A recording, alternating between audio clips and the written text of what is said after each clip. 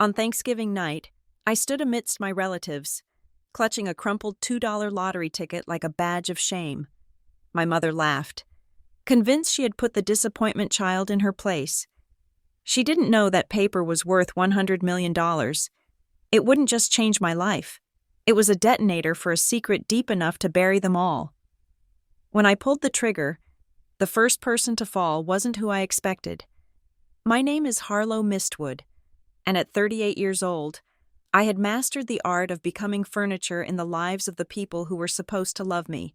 I worked as a landscape architect at Verdant Harbor Studio, a job that required me to understand the brutal reality of roots, soil composition, and the patience of watching things grow slowly. It was a profession of quiet observation and dirty hands, two things that did not belong in the pristine, airless atmosphere of my parents' home in Harborwick, Connecticut. The house was a sprawling colonial revival that sat on a hill, looking down on the rest of the neighborhood with architectural judgment. It was 5 o'clock in the afternoon on Thanksgiving Day, and the sky was already bruising into a deep, cold purple. My car, a sensible sedan with high mileage, looked like an interloper parked next to the fleet of luxury vehicles in the driveway.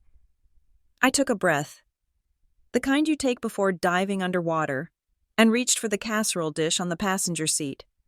I had spent 6 hours making a butternut squash gratin from scratch, sourcing the vegetables from a local farm I collaborated with on a zoning project. Tucked under my other arm was a bouquet of late autumn dahlias and dried wheat stems I had grown myself. They were wild, asymmetrical, and vibrant. Everything my mother, Celeste Mistwood, was not. When I walked through the front door, the heat of the house hit me, carrying the sense of roasted sage, expensive perfume, and passive aggression. My father, Randall, was standing in the foyer holding a glass of scotch. He looked at me, then at the clock on the wall. "You are late," he said, not as a greeting, but as a statement of fact. "It is 5 o'clock exactly, Dad," I said, shifting the heavy ceramic dish. "Happy Thanksgiving," he grunted, already turning his back. "Your mother is in the kitchen. She needs help with the crystal." There was no offer to take my coat, no offer to take the heavy dish. I was not a guest. I was the logistical support that had arrived just in time. I walked into the kitchen, a space renovated to look like a showroom in a magazine that no one actually read. Celeste was directing the hired help with the precision of a field marshal. "Put that on the back counter." "Harlow," she said without looking at me. "Not the main table. It does not match the theme." "Hello, Mother," I said, setting the gratin down next to a pile of discarded napkins. "The flowers are for you." She glanced at the bouquet. "Oh, charming. A bit rustic, isn't it? Put them in the utility sink for now. Here, take this tray of champagne flutes out to the living room. Delilah and Rex just arrived, and we need to toast." My marriage to Hugh Coldford was currently in a state I could only describe as atmospheric permafrost stable. Quiet, but utterly devoid of warmth, so I was attending alone until he finished his shift. But seeing the way the room gravitated toward my sister, Delilah, made me feel the coldness of my own life even more acutely. Delilah was the son of the Mistwood solar system. She was 34, glowing with the sheen of expensive dermatological treatments, and draped in cashmere. Beside her stood Rex Calder. Rex was her fiancé, a man who wore suits that cost more than my first car. He was handsome in a way that felt manufactured, like a newscaster or a shark. Harlow Delilah squealed, extending a hand but not moving her feet. Forcing me to cross the room to her. "You look comfortable." It was a code word. In the Mistwood lexicon, comfortable meant frumpy. I was wearing a wool dress I had bought on sale, practical for the cold. "Hi, Delilah," I said. "Congratulations on the engagement photos. I saw them online." Rex smiled, a tight expression that didn't reach his eyes. He checked his watch, a heavy platinum thing that probably weighed as much as a brick. "Thank you. Harlow, the photographer cost $8,000 for the day, but the return on investment for social positioning is invaluable. We have already had 3 inquiries about the venue from partners at the firm. He spoke about life as if it were a spreadsheet. Every interaction, every object, every person was a line item to be evaluated for yield. I passed the champagne flutes around. When I got to my father, he took one without looking at me, engrossed in a conversation with Rex. "So, the market is correcting," Rex said, swirling his drink. "But if you have the liquidity, Randall, now is the time to leverage the real estate assets." I was telling Delilah. "We are looking at a 14% yield if we move the assets into the new trust vehicle by January 1st. I retreated to the corner. Near the fireplace, my grandmother, Evelyn Hartwell, was sitting there in her wheelchair. She was 89 years old, and though her body had become a cage of brittle bones, her eyes were still sharp, like polished obsidian. She was the only person in the room who didn't look like she was auditioning for a role. "Hello, Grandma," I whispered, crouching down beside her. "Harlow," she rasped, her hand trembling as she reached for mine. Her skin felt like parchment paper. "You look tired." "Bertie, I am fine." I lied. "Just work. Work is good," she said. "Dirt is honest. People are not." Before I could reply, Celeste clapped her hands. "Everyone, dinner is served. Harlow, make sure everyone has a napkin ring." The dinner was a performance. That was the only word for it.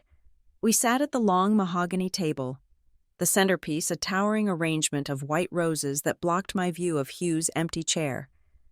I sat at the far end, near the kitchen door, the spot usually reserved for children or unwanted guests. The conversation flowed over my head, a river of numbers and names I was supposed to be impressed by. Delilah talked about the wedding venue, a chateau in France that required a $50,000 deposit. Rex talked about his firm's quarterly earnings, dropping numbers like 70 million and 12% growth between bites of turkey. "Harlow," Celeste said suddenly, her voice cutting through the hum. "How is your little gardening job?" "It is landscape architecture, Mother," I corrected gently, "and it is going well." "We just won the contract for the city's new botanical wetland project," Rex chuckled, a sound like dry leaves crunching. "Wetlands. You mean swamps. There is no money in public works. Harlow, you should have let me introduce you to that developer friend of mine. He needs someone to stage plants in lobby entrances. Much better margins." I stared at my plate. I designed sustainable ecosystems. Rex, not potted plants. He waved his hand dismissively. Same dirt, different budget. The table laughed. It was a ripple of polite, jagged amusement. I took a sip of wine and swallowed the retort that was burning my throat. After the pumpkin pie, which was bought from a bakery because my homemade one had been deemed too ugly for the table, it was time for the gifts. This was a Mistwood tradition, a public display of generosity to prove how well everyone was doing. Randall stood up, clearing his throat. "We are so proud of you girls. But this year, we wanted to do something special for Delilah and Rex, to celebrate their union." Celeste handed Delilah a thick, heavy envelope. Delilah tore it open, gasping theatrically. "Oh my God," she shrieked. It was a brochure for a luxury cruise line, a 14-day Mediterranean cruise. Randall announced, beaming, "The royal suite, all expenses paid. We want you to relax before the wedding planning gets too intense." Delilah jumped up, hugging them both. "This must have cost a fortune, $25,000. Rex noted, nodding approvingly at the brochure. "A very generous gift. Thank you. Randall? Celeste?" Then, the room went quiet. Celeste turned to me. She picked up a thin white envelope from the table. It was unsealed. "And for you, Harlow," she said, her smile fixed and brittle. "We didn't want you to feel left out." She extended the envelope. I took it. It felt weightless. I reached inside and pulled out the contents. It was a single scratch-off lottery ticket, the kind you buy at a gas station for $2. The silence in the room stretched thin. I looked at the ticket, then at my mother. The bright orange card featured a cartoon turkey and the words, "Gobble up the cash." "I thought it would be fun," Celeste said, her voice dripping with false sweetness. "You know, since things are always a bit tight for you, maybe you will get lucky." It fits your situation, doesn't it? A laugh bubbled up from Rex's chest. It was sharp, like a knife striking a plate. Better scratch it now. Harlow, that $2 might cover your gas money to get home. The room erupted. Delilah giggled behind her hand. My father smirked, taking a sip of his scotch. They were all looking at me, waiting for me to be grateful. Or humiliated, or both. They wanted the reaction. They wanted to see the poor relation perform. I held the ticket. The edges were sharp against my thumb. My heart was hammering against my ribs. A frantic, trapped bird. $2. Versus 25,000. It wasn't the money, it was the message. You are worth a gamble. She is worth an investment. Suddenly, a crash echoed through the dining room. Evelyn had slammed her silverware down onto her china plate. Enough, she said. Her voice was thin, but it carried a vibration of steel. This is shameful. You treat her like a stray dog in her own home. Mother, please, Celeste sighed. Rolling her eyes, don't start. She is my granddaughter, Evelyn snapped, her hands shaking as she gripped the table edge. You give one gold and the other garbage. Do you think I don't see what you are doing? You are buying one and breaking the other. Randall stood up, his face darkening. That is enough. Evelyn, you are tired. You are confused. I am not confused, Evelyn shouted. Attempting to rise from her wheelchair, I know exactly what Rex stood up smoothly. Walking over to her chair, he placed a hand on her shoulder. It looked like a gesture of comfort, but I saw his knuckles turn white. He was pushing her down. Come now. Evelyn, Rex said, his voice silky and low. You are getting agitated. It is bad for your blood pressure. Let's get you to your room. No! Get your hands off me, Evelyn cried out. Flailing, Randall nodded to Rex. Take her to the back room. Rex, she's ruining the mood. Harlow. Evelyn looked at me, her eyes wide and desperate as Rex began to wheel her backward. Away from the table, her voice dropped to a frantic, fierce whisper that cut through the noise of the room. Harlow, listen to me. I started to stand up. Grandma Rex spun the wheelchair around. Call Ren Adler, Evelyn screamed, just before Rex pushed her through the double doors into the hallway. Find Ren Adler. The doors swung shut, cutting off her voice. Silence returned to the dining room. Celeste smoothed her napkin, looking annoyed. I am so sorry about that, she said, picking up her wineglass. She has been getting so difficult lately. The dementia is really setting in. I stood frozen. I looked at the closed doors, then at the $2 ticket in my hand. I looked at my mother, who was already cutting into a piece of pie as if she hadn't just exiled her own mother for speaking the truth. Sit down. Harlow, my father said, don't make a scene. I looked at them, really looked at them. For 38 years, I had tried to earn my seat at this table. I had tried to be good enough, successful enough, quiet enough. I had thought that if I just endured the little cuts, eventually they would stop bleeding. But as I looked at the glossy brochure in Delilah's hand and the cheap cardboard in mine, something inside me didn't break. It calcified. It hardened into something cold and heavy, like the bedrock I dealt with every day at work. I sat down. I picked up a dessert spoon. I smiled. You are right, Mother, I said. My voice was steady. It sounded like someone else's voice. It is a fun gift, thank you. I reached into my purse, pulled out a quarter, and placed it on the table next to the ticket. I didn't scratch it. Not yet. I just let it sit there. A little orange promise of insult. I wasn't the daughter they wanted. I wasn't the success they recognized. But as I watched Rex walk back into the room, adjusting his cuffs, and saw the way he exchanged a quick, knowing look with my father, a look that had nothing to do with family and everything to do with business, I realized I was something else entirely. I was the only one in the room who was awake. So, Evelyn said to call Ren Adler. I stored the name in the back of my mind, locking it away behind a mental steel door. I took a bite of the store-bought pumpkin pie. It tasted like preservatives and sugar.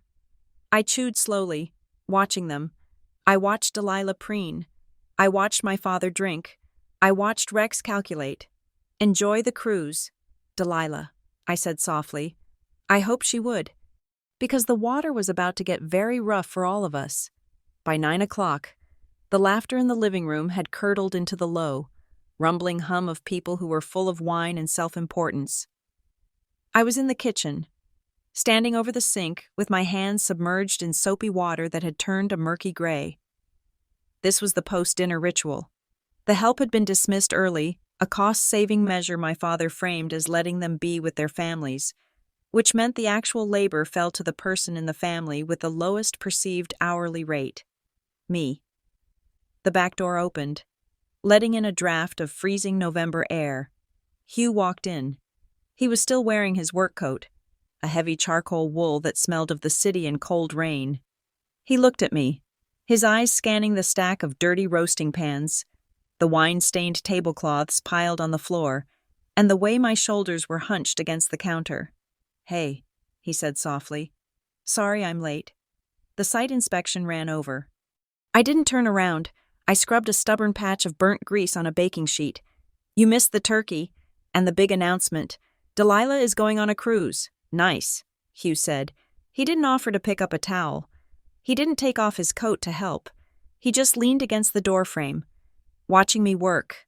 There was a time, early in our marriage, when Hugh would have rolled up his sleeves and stood next to me, hip to hip, making jokes about my parents' pretension until I laughed. Now, he just watched. It wasn't hostility. It was a kind of paralyzed neutrality.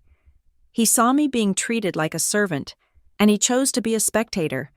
That silence was a new brick in the wall growing between us. "Did you get anything?" he asked. I paused, the sponge dripping in my hand. "A lottery ticket. $2. Hugh let out a short, dry breath. Classic Randall. I dried my hands. "I need to get these leftovers packed up. Mom wants the fridge cleared for the caterers coming tomorrow for brunch." "Do you know where Dad keeps the heavy-duty packing tape?" "Check the study," Hugh said, finally moving to the refrigerator to find a beer. He usually keeps a roll in the bottom drawer. I walked out of the kitchen, down the hallway that was lined with portraits of my ancestors, stern men who looked like they would have foreclosed on their own mothers. The door to my father's study was slightly ajar. Usually, this room was a sanctuary, forbidden territory where Randall Mistwood managed his empire. But tonight, it felt abandoned. I pushed the door open. The room smelled of stale cigar smoke and old dust. The only light came from the street lamp outside, filtering through the heavy velvet curtains. I flipped the desk lamp on, intending to grab the tape and leave, but the state of the desk stopped me cold. My father was a man of military precision. His desk was usually a barren plain of polished mahogany. Tonight, it looked like a bomb had gone off in a paper factory. Stacks of documents were teetering on the edge. Open envelopes were scattered like shrapnel. I saw the roll of tape. It was sitting on top of a pile of manila folders, but as I reached for it, my eyes caught the red stamp on the paper beneath it. Final notice. I froze. I knew that font. I knew that shade of aggressive red. It was a delinquency notice from the utility company. I frowned. My parents lived in a house worth $2 million. Why were they getting final notices for an electric bill curiosity? Cold and sharp, pricked at the back of my neck. I looked at the door. It was closed. The voices from the living room were distant muffles. I put the tape down and picked up the paper. Underneath the utility bill was a letter from a credit card company. Past due. Amount owed $42,000. My heart began to thud a slow, heavy rhythm against my ribs. I shifted the pile. Another letter. A thread of lien from a contractor. A notice of insufficient funds from their primary checking account. The facade of the Mistwood wealth wasn't just cracking, it was structural dust. They were broke. They were drowning. But it was the thick document at the bottom of the stack that made the air leave my lungs. It was bound with a blue legal cover. I opened it. Loan agreement. The borrower was Randall Mistwood. The lender was an entity called Obsidian Bloom Capital. I scanned the terms. The principal amount was $300,000. The interest rate was 28%. 28%. That wasn't a loan. That was a death sentence. That was shark money. I turned the page to the collateral section. My eyes widened. Collateral property. 124 Maplewood Drive, Harborwick, Connecticut. My hand flew to my mouth. That was Grandma Evelyn's house, the house she had lived in for 50 years, the house she had sworn never to sell because it was the only thing she owned in her own name. My father had pledged his mother's home to secure a predatory loan, and then I saw the signature on the lender line. It wasn't a bank officer. It was a scrawl I had seen on a Christmas card an hour ago. Rex Calder.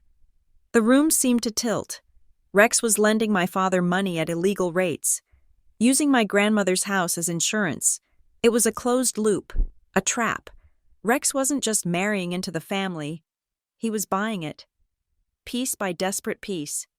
I flipped the pages frantically now, my fingers trembling. There was more. A second document, clipped to the back of the loan. Petition for guardianship and power of attorney. The date at the top was October 14th. I remembered that date. It was the week Grandma Evelyn had been hospitalized with severe pneumonia. She had been delirious with fever, pumped full of sedatives. I looked at the signature line. Evelyn Hartwell. But it wasn't her signature, not really. It was a shaky, erratic spider crawl of ink. The lines trailed off. It looked like the hand of someone who couldn't hold the pen. Someone whose hand was being guided or forced. I stared at the date again. October 14th. My mother had told me Grandma was sleeping that entire day. She had told me not to visit because Grandma needed rest. They hadn't been letting her rest. They had been waiting for her to be weak enough to sign away her life. I felt a wave of nausea so strong I had to grip the edge of the desk. They were stealing her autonomy. They were stealing her home. And they were doing it right under the nose of the law, using a hospital bed as a conference table. I pulled out my phone. My hands were shaking so badly I almost dropped it. I had to document this, if I walked out of here without proof. No one would believe me. I was the gardener. I was the failure. They were the pillars of the community. I silenced the phone. I opened the camera app. Click, the loan agreement. Click, the interest rate. Click, the collateral clause listing Grandma's address. Click, the shaky signature on the guardianship papers. I turned the page of the guardianship petition to the notary section. There was a witness block. Standard procedure. Someone had to witness the signing to say the person was of sound mind. My eyes fell on the witness signature, and the world stopped. I blinked, sure that the shadows in the room were playing tricks on me. I leaned closer, the desk lamp burning my eyes. Witness Hugh Coldford. The breath hissed out of me like a punctured tire. Hugh, my husband, the man who had just stood in the kitchen and watched me scrub dishes, the man who I thought was just a passive observer of my family's cruelty. He had been there, on October 14th. He had stood by a hospital bed while my parents forced a pen into the hand of a drugged, 89-year-old woman, and he had signed his name to validate it. He knew. He knew about the debt. He knew about Rex. He knew about the house. Tears pricked my eyes, hot and sudden, but I blinked them back. This wasn't the time for heartbreak. This was the time for survival. I felt a cold, hard clarity descend over me, suppressing the shock. I took the picture. Click. I arranged the papers back exactly as I had found them. I placed the roll of packing tape on top, precise to the millimeter. I backed out of the room, turning off the lamp.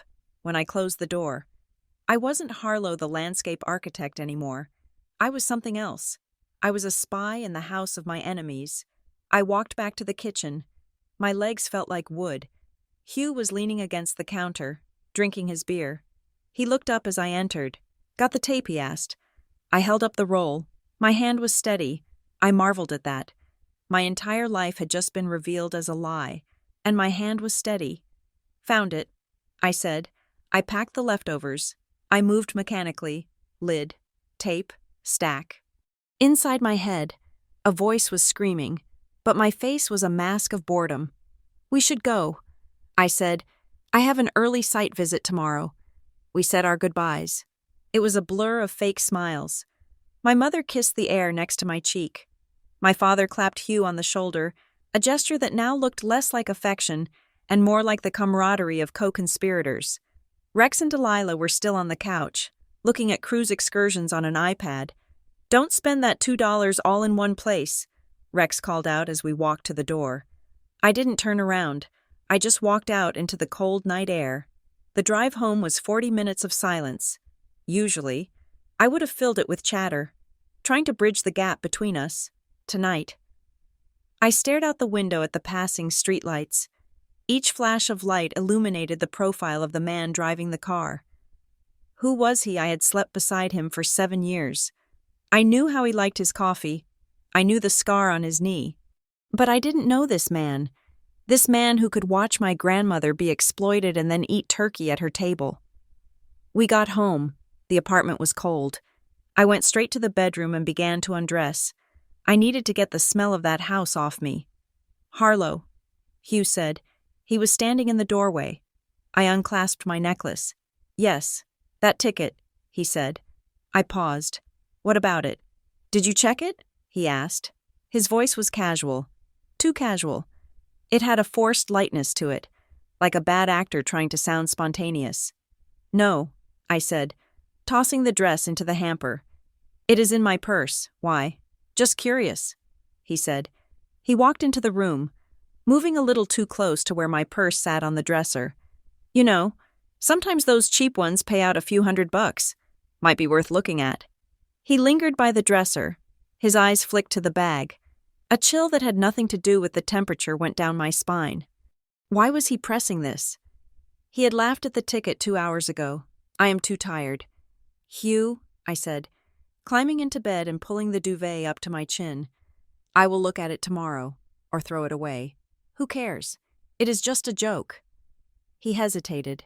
For a second, I saw a flash of something in his eyes. Was it desperation, greed, or was he checking to see if I was still the naive Harlow he could manipulate?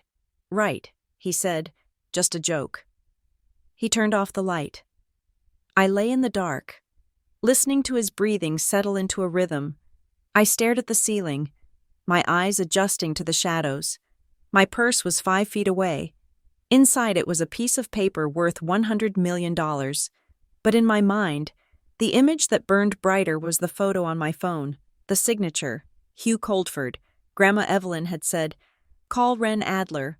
I didn't know who Wren Adler was, but as I lay there next to a husband who was a stranger, I knew one thing for sure. I was going to find him. And I was going to bring the whole house down. I waited until Hugh's breathing was deep and even. Then, I slowly, silently, slid my hand under my pillow. Gripping the handle of the small flashlight I kept there, I didn't turn it on. I just held it. The game had started, and I was the only one who knew the rules. It took 3 days for me to touch the ticket again. For 72 hours, the orange piece of cardstock sat on my dresser, gathering dust next to a bottle of perfume I rarely wore. I avoided it. I walked around it. To me, it wasn't a potential fortune. It was a physical manifestation of my family's contempt. Every time I looked at the cartoon turkey and the words, "Gobble up the cash," I heard my mother's laugh. I heard Rex's jagged joke about gas money. It was a token of my humiliation, and I wanted nothing to do with it. It was Tuesday evening when I finally picked it up. I was exhausted. I had spent 10 hours at a construction site in the freezing rain, arguing with a contractor about drainage gradients. My boots were caked with mud. My hands were raw, and my bank account balance was hovering in the low triple digits. I sat on the edge of my bed, the silence of the apartment pressing against my ears. Hugh was not home yet. He had been working late every night since Thanksgiving. I pulled out my phone. I didn't have the energy for hope. I just wanted to confirm it was a loser so I could throw it in the trash and close the book on the holiday. I opened the state lottery app. I tapped the button to scan the barcode. The camera focused, blurring for a second before catching the jagged black lines on the bottom of the ticket. I waited for the sorry, not a winner message. I waited for the dismissal.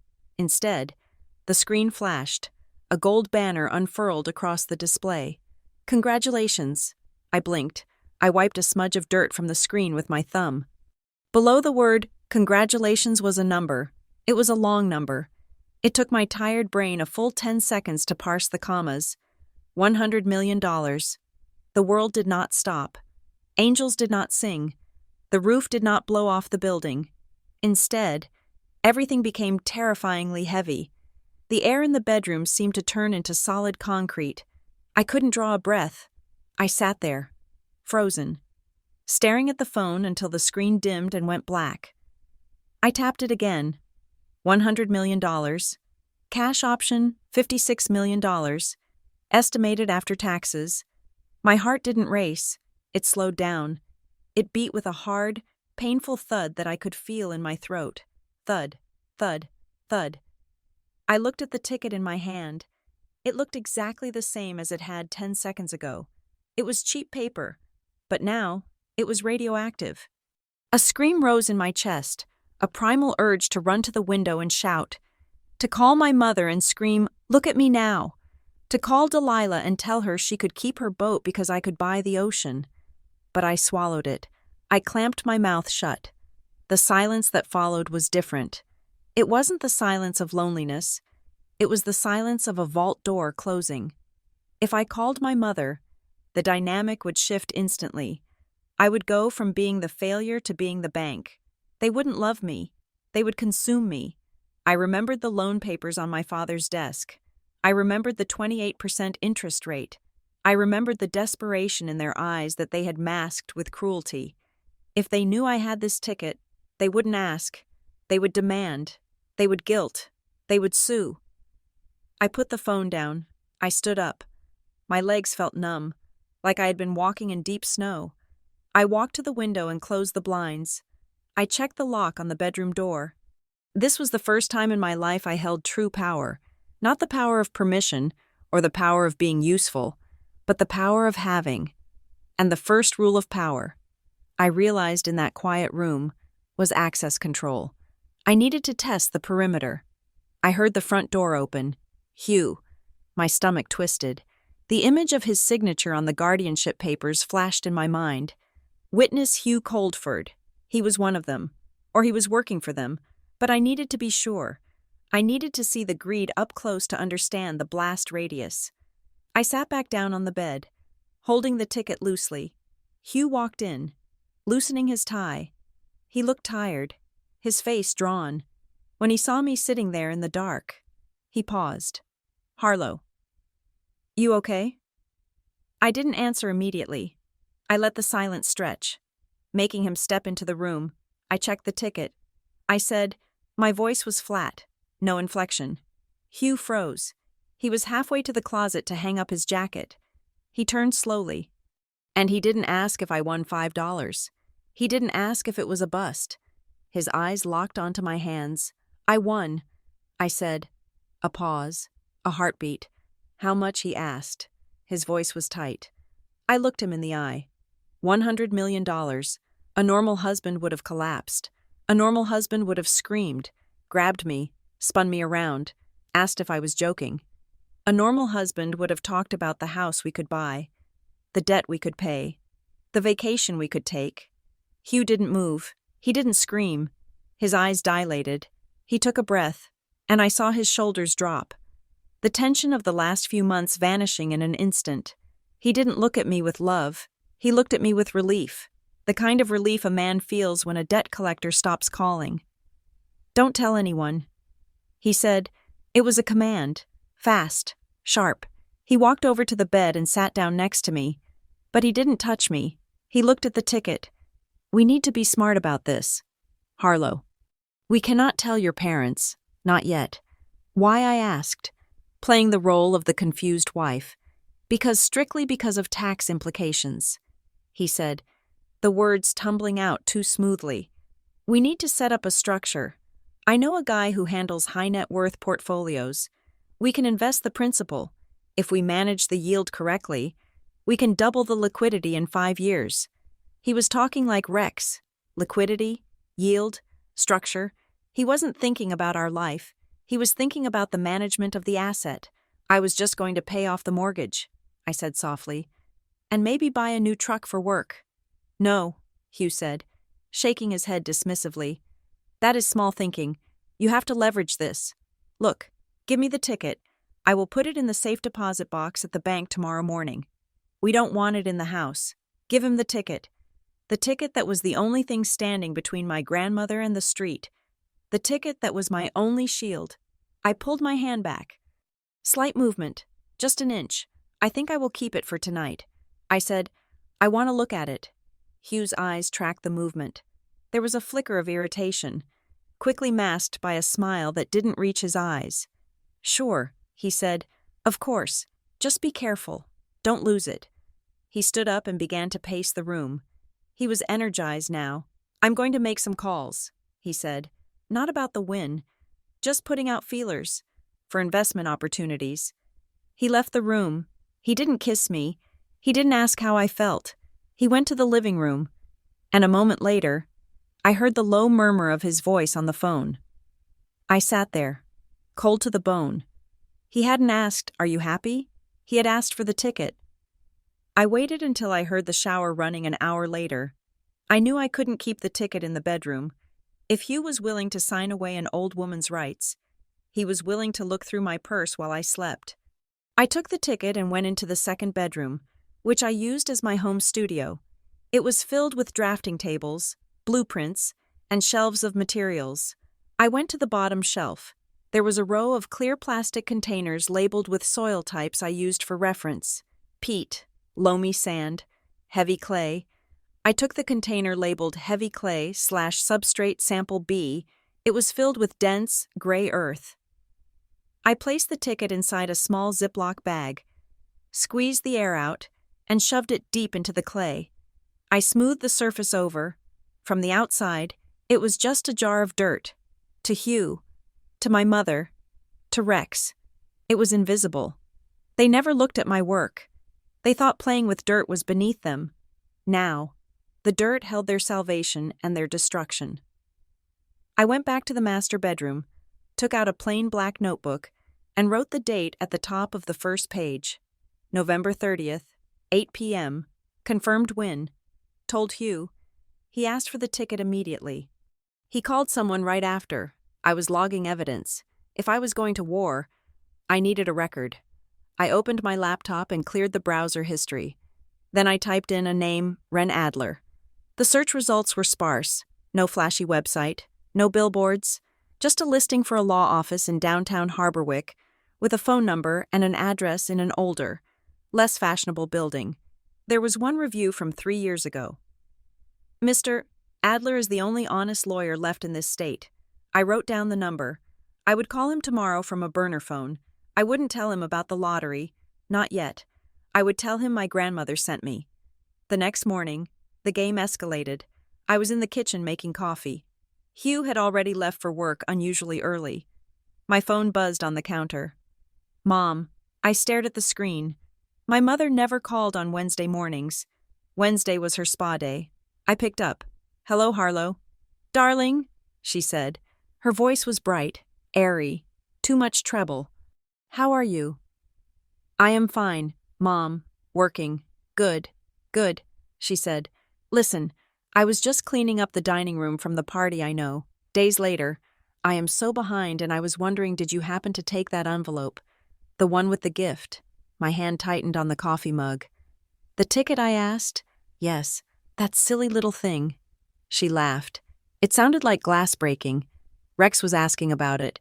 Apparently there was a mix-up with the batch numbers or something boring like that. He wanted to double-check it. You didn't throw it out, did you? A mix-up with the batch numbers. It was such a clumsy lie. Rex didn't care about batch numbers. They had heard something. Maybe the Lottery Commission had released a notification that the winning ticket was sold at the gas station near their house. Maybe they were just desperate for $2. I realized then that they were hunting. They were sniffing the air for money, and they had caught a scent. I took a sip of coffee. Oh, I said, making my voice sound bored. I think I might have tossed it in the recycling bin. I can check later. There was a silence on the other end. It was a sharp intake of breath. Don't check later. Harlow, she snapped, the airy mask slipping. Check now. It is important. I thought it was a joke, I said. It is, she said, recovering. But Rex hates loose ends. Just find it. Okay. And bring it over tonight. We are having a family meeting. A family meeting? They wanted to corner me. I can't tonight. Mom, I said, I have a deadline. Harlow. I hung up. I stared at the black screen of the phone. My hands were trembling, not from fear, but from adrenaline. They knew something, or they suspected. I opened my notebook. December 1st, 9 a.m. Celeste called, asked for ticket, lie batch number error, truth desperation. I went to the studio and looked at the jar of clay. They wanted the ticket. They wanted the house. They wanted to strip everything down to the bone. I put on my coat. I had an appointment to make. I wasn't going to bring them the ticket. I was going to bring them a war. I walked out the door, leaving the apartment silent. The ticket sat in the dirt. Safe. I touched the pocket where I kept the photo of the guardianship papers. The money was the shield. The photo was the sword. And Ren Adler was going to show me how to use them. The office of Ren Adler was located in a pre-war brick building on the edge of the judicial district. Squeezed between a bail bondsman and a shoe repair shop, there was no glass facade, no marble lobby, and no receptionist with a headset. The directory in the foyer listed Adler and Associates in peeling gold letters, but when I walked into Suite 304, I realized the Associates were likely just the stacks of files that lined every horizontal surface of the room. The air smelled of old paper, lemon furniture polish, and stale coffee. It was the smell of a place where people came when they had run out of other options. Ren Adler sat behind a desk that looked like it had been carved from a single sequoia. He was a small man, perhaps in his late 70s, with a shock of white hair and wire-rimmed glasses that magnified his eyes. He was wearing a cardigan over a button-down shirt, looking more like a retired librarian than a litigator. He didn't look up when the door chimed. He just turned a page in the file he was reading and spoke to the empty room. "Evelyn told me you would come," he said. His voice was gravelly, like tires rolling over loose stones. "She said it would take a crisis, but you would come." I stopped in the middle of the room, clutching my purse. "She told you Ren looked up." He closed the file. "She told me to expect Harlow Mistwood the day her family decided she was worth less than the furniture. Judging by the look on your face, that day was recently." I sat down in the wooden chair opposite him. It creaked. I didn't waste time with pleasantries. I didn't have the emotional bandwidth for small talk. "I need to show you something," I said. I pulled out my phone and opened the gallery. I placed it on the desk, sliding it toward him. Ren put on a second pair of glasses over his first pair. He peered at the screen. He swiped through the photos of the loan agreement, the guardianship petition, and the shaky signature of my grandmother. He didn't gasp. He didn't shake his head. He went still. It was the stillness of a predator spotting movement in the grass. "Obsidian Bloom Capital." He read aloud. He looked up at me. "Where did you find these, my father's study?" I said. "Thanksgiving night. They are using her house as collateral for a loan with 28% interest, and they have a petition for guardianship dated when she was sedated in the hospital." Ren leaned back. He took off his glasses and rubbed the bridge of his nose. "It is worse than a loan." "Harlow," he said quietly. "What do you mean?" He tapped the screen where the collateral clause was visible. "This isn't just a high-interest loan. This is a predatory equity scheme. I have seen this structure before. They lend money they know the borrower cannot pay back. When the default happens, and it will happen within 90 days given these terms, they don't just foreclose. They have a mechanism here called a deed in lieu of foreclosure held in escrow. Basically, your father has already signed the house over. He just doesn't know it yet. As soon as he misses one payment, the title transfers automatically. No judge, no sheriff, just a paperwork shuffle." I felt the blood drain from my face. "They are stealing it. They are laundering the theft," Ren corrected. "And there is a second layer." He stood up and walked to a filing cabinet. He pulled out a thin folder and tossed it onto the desk. "I have been monitoring the property records for Evelyn for 10 years. She asked me to, yesterday. A notice of lis pendens was filed against the property. It is a warning of pending litigation. A company called North Harbor Holdings is filing a quiet title action. Quiet title, I asked? It is a lawsuit meant to resolve disputes over who owns a piece of land. Wren explained. Usually, it is for fixing clerical errors. But here, they are claiming that there is a cloud on the title, a defect in the history, and they are asking the court to declare them the sole owners. North Harbor Holdings is a shell company. I looked at him. Let me guess. Rex Calder is behind it. Wren smiled, a thin, grim expression. Rex Calder doesn't put his name on dirty things. But the registered agent for North Harbor Holdings is a paralegal who works at the firm where Rex is a junior partner. It is sloppy. He is arrogant. He thinks no one is looking. My grandmother, I said, my voice shaking. She told me to call you. She knew. Evelyn is the smartest woman I have ever known, Wren said with genuine affection. She knew your parents were circling. She knew your sister was a vacuum cleaner for money. And she knew you were the only one who wouldn't sell her out. He leaned forward. That is why she created the trust. Harlow, I blinked. What trust? The Evelyn Hartwell Revocable Trust. Wren said. She established it 5 years ago. The house isn't hers to lose, technically. She transferred the deed into the trust back then, but she kept it quiet because she knew if Celeste found out, she would make Evelyn's life a living hell. The problem is, if they get this guardianship pushed through, they can petition the court to dissolve the trust. They will argue she was incompetent when she made it. They will argue she was manipulated. So the guardianship is the key. I said, yes, Wren said. If they control her, they control the trust. If they control the trust, they get the house. And then they hand it over to Rex's shell company to pay off a debt that shouldn't exist. I sat back, processing the machinery of the trap. It was efficient. It was brutal. I have something else. I said. I reached into my bag. I hadn't brought the ticket. I wasn't that stupid.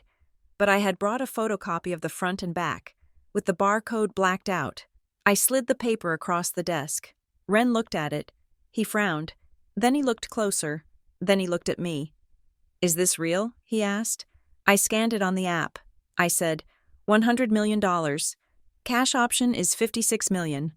Wren stared at me for a long moment. Then, for the first time, he laughed. It was a dry, dusty sound. Well, he said, that changes the ammunition. He stood up and walked to the window, looking out at the brick wall of the next building. You haven't claimed it yet. No. Good.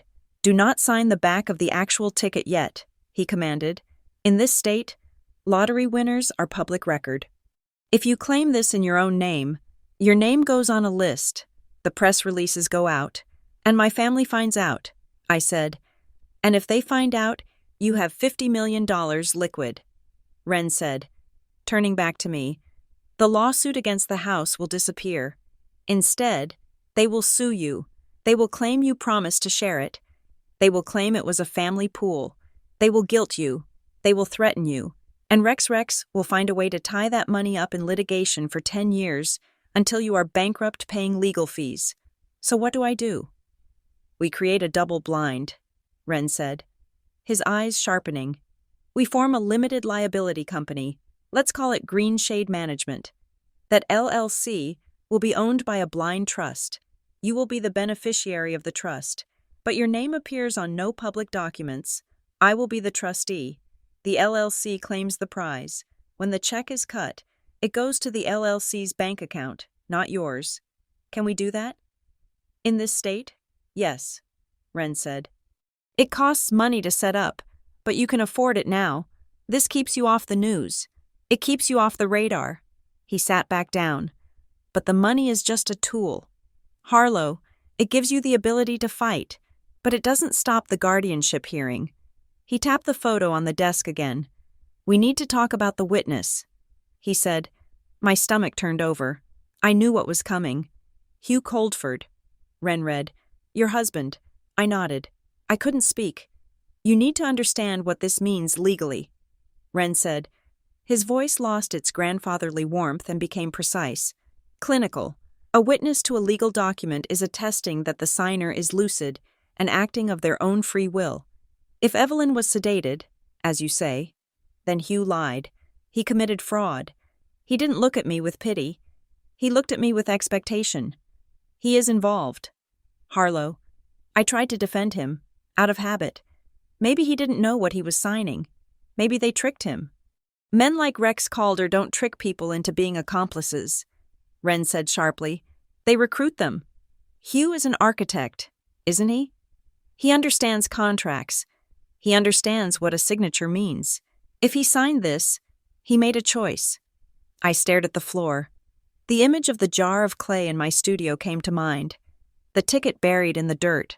Why I whispered, money, Wren said simply, or leverage, or fear. It doesn't matter why. It matters that he did it.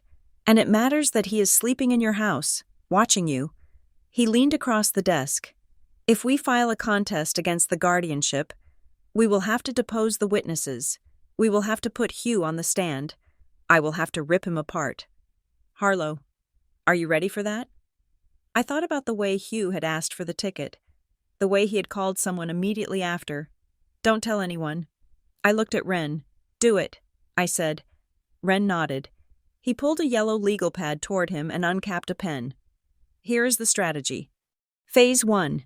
We incorporate the LLC today. We get the trust documents drawn up. You bring me the ticket tomorrow, and we put it in my safe. We claim the money next week. Phase 2, he continued, writing in jagged, sharp strokes. We file an emergency motion to stay the guardianship proceedings. We argue that Evelyn was under duress and lacks the capacity to consent to the new arrangement, but retains the capacity to choose her own counsel me. Phase 3. I asked. Phase 3 is the counterattack. Wren said. We go after the shell company. We expose the conflict of interest with Rex. But we have to be fast. They are going to push for a hearing. When soon? Wren said. If they filed the paperwork in October, the court date is likely imminent. Maybe 2 weeks, maybe less. He looked me in the eye. Harlow, listen to me carefully. Until the money is in the trust, you are vulnerable. If Hugh finds that ticket, or if he tells Rex you have it, they will file an injunction to stop you from cashing it. They will claim it is marital property. In a divorce, which is where this is heading, he is entitled to half. I felt cold. Half? $28 million to the man who signed my grandmother away. He won't find it. I said, you need to be sure. Wren said, and you need to be an actress. You go home, you cook dinner, you complain about your job. You act like the Harlow they think they know, the Harlow who is tired and broke and harmless. Do not let them see the teeth. I stood up. I felt different, heavier, but solid. How much do I owe you for the retainer? I asked. Wren waved his hand. Evelyn paid me 5 years ago. She gave me a retainer of $10,000 and told me to keep it in the account for the day you walked in. I felt a lump form in my throat. She had planned this. She had built a lifeboat for me before the ship even hit the iceberg. I will make it up to her, I said. Wren stood up and walked me to the door. One more thing, he said. I turned back. The family meeting your mother called, the one you skipped. Yes, they weren't just fishing for the ticket. Wren said, my source at the courthouse tells me they filed an amended petition this morning. They are trying to expedite the hearing. They are claiming Evelyn is a danger to herself. They are trying to institutionalize her. Harlow, once she is in a facility, they can sell the house to pay for her care. My hands clenched into fists. They want to lock her away. They want to liquidate her. Wren said. I walked out of the office and onto the gray sidewalk. The wind was biting, whipping my hair across my face. People were walking past me, heads down, worrying about bills, worrying about dinner. I stood on the corner and looked at the skyline. Somewhere in one of those glass towers, Rex was looking at a spreadsheet. Somewhere in the suburbs, my mother was looking at cruise brochures. They thought they were the players. They thought I was the pawn. I buttoned my coat. I touched the phone in my pocket. I wasn't just going to stop them. I was going to let them walk right into the trap they had built for themselves. I hailed a taxi. I wasn't going home. I was going to the hospital to get a copy of the visitation logs for October 14th. I needed to know exactly how long Hugh had been in that room. The money was the key. Yes, but the door I was about to open didn't lead to a bank vault. It led to the morgue of my marriage. The coffee shop was called The Daily Grind, a place that smelled of burnt beans and damp coats. It was loud, crowded, and anonymous, the perfect place for a conversation that could destroy a family. I sat in a booth at the back, facing the door. I had texted my aunt, June Hartwell, at 6 a.m. "We need to talk. About Grandma." She had replied instantly. Not on the phone, the cafe on 4th, noon. June arrived at 12 o'clock sharp. She was my mother's younger sister, but they looked nothing alike. Where Celeste was polished armor and hairspray, June was soft edges and nervous energy. She wore a beige raincoat that was 2 sizes too big, and her eyes darted around the room like a rabbit sensing a hawk. She slid into the booth opposite me. She didn't say hello. She took her phone out of her purse and placed it face down on the table. Then she looked at my phone. "Turn it over," she whispered, "or turn it off." I stared at her. "Aunt June, what is going on? Just do it." "Harlow." I flipped my phone face down. June let out a breath, her shoulders sagging slightly. She looked terrified. For years, I had thought June was just the quiet one, the quirky aunt who sent birthday cards with $5 inside and avoided confrontation. Now, I realized she wasn't quiet. She was hiding. "You went to Ren Adler," she said. It wasn't a question. I nodded. "Grandma told me to." "Good," June said. Her hands were wrapped around a paper cup she hadn't taken a sip from. "Ren is the only one left who hasn't been bought. Bought by who I asked, though I already suspected the answer." June leaned in. The noise of the espresso machine covered her voice, but I heard every syllable. "Rex Calder isn't a financier. Harlow, he is a predator. I know about the loan." I said, "I saw the papers. Obsidian Bloom Capital." June shook her head rapidly. "That is just the tip of the iceberg. Obsidian Bloom is just one shell. Rex runs a network of them. He targets distressed small businesses and families with assets but no cash flow. He calls it fintech. He calls it high-yield microlending. But it is just loan sharking with a better website." She looked around the cafe again, checking the nearby tables. "Your father was desperate. Harlow, the landscape supply business has been bleeding money for 2 years. He made bad investments. He tried to hide it from your mother, but the creditors were calling the house, so he went to Rex." "Rex went to him," June corrected. "Rex smells blood. He offered Randall a bridge loan to cover payroll and vendors, just to get through the quarter. He made it sound like a favor between family members. No banks, Randall, just us. But the interest rate," I said, 28%. "It started at 10. June said, "But there were clauses. Penalties for late payment, variable rate adjustments, administration fees. Within 6 months, the debt had doubled. Rex tightened the noose. He told Randall he could foreclose on the business assets.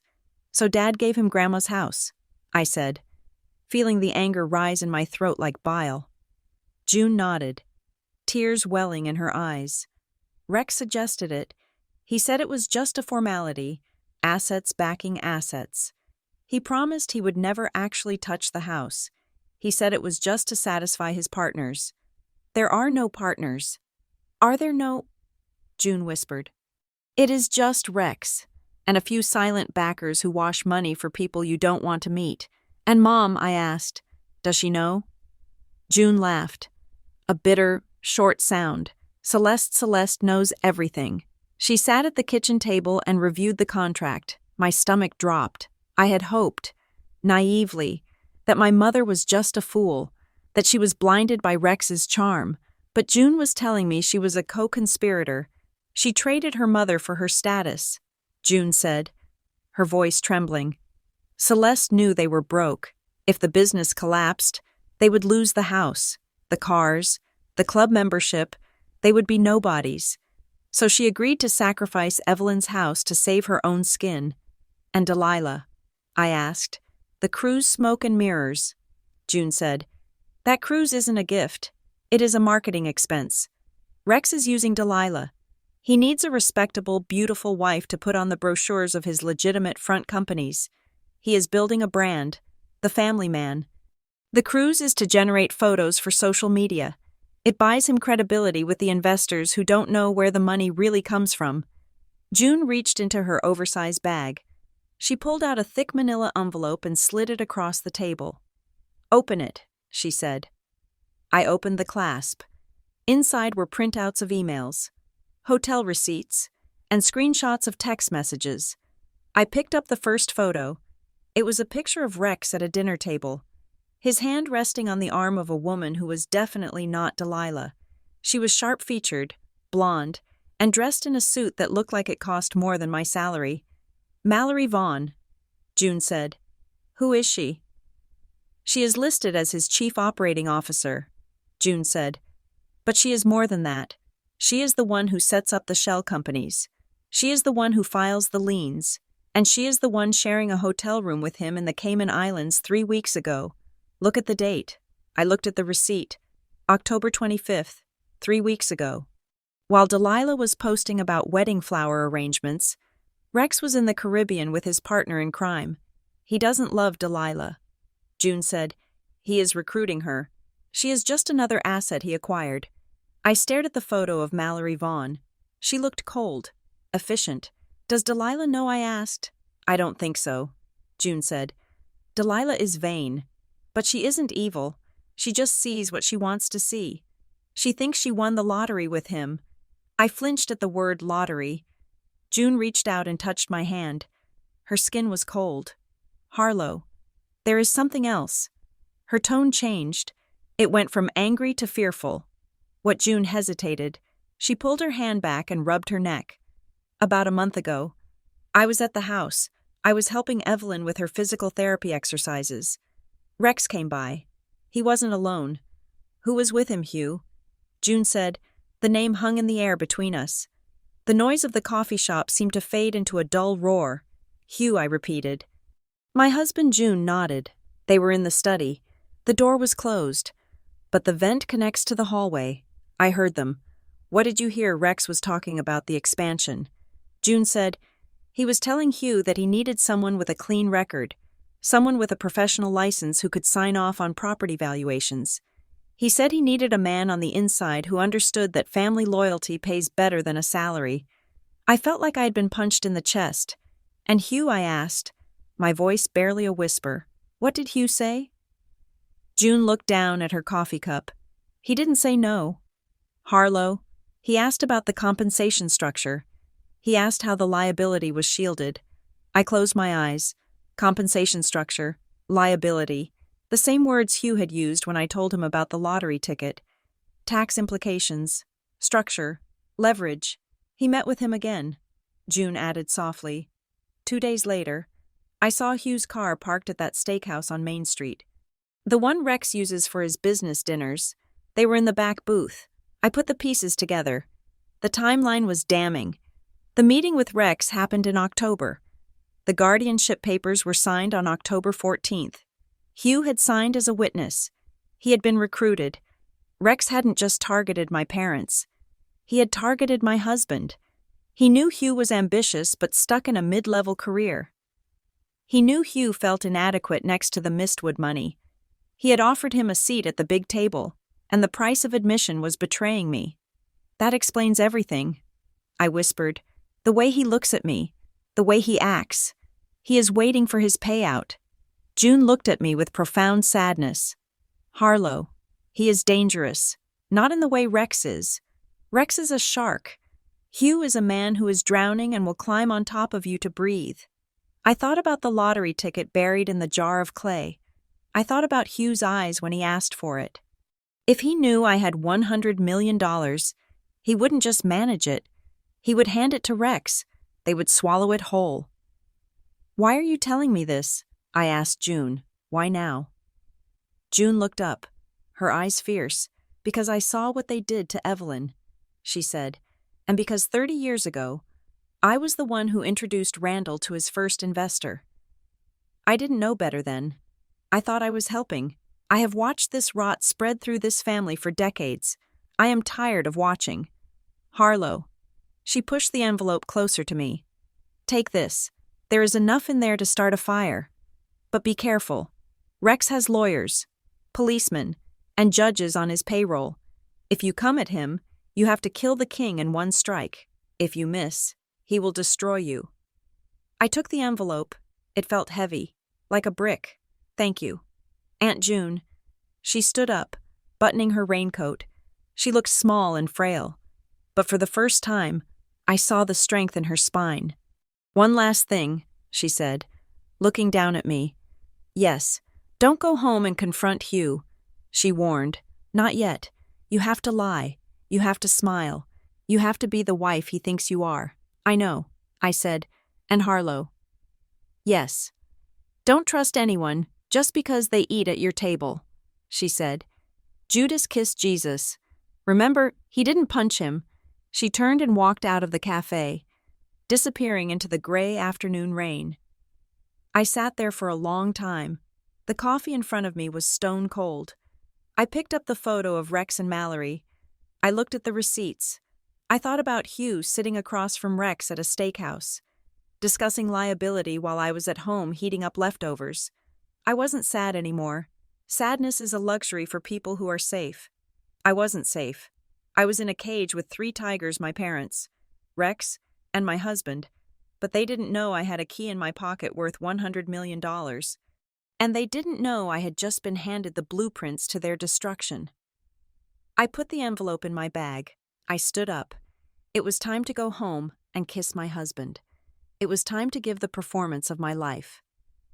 I walked out of the daily grind. The rain felt good on my face. It felt like it was washing away the last of the Harlow Mistwood who used to care about being a good girl. That Harlow was gone. The woman who got into the car was someone else entirely. She was the executioner.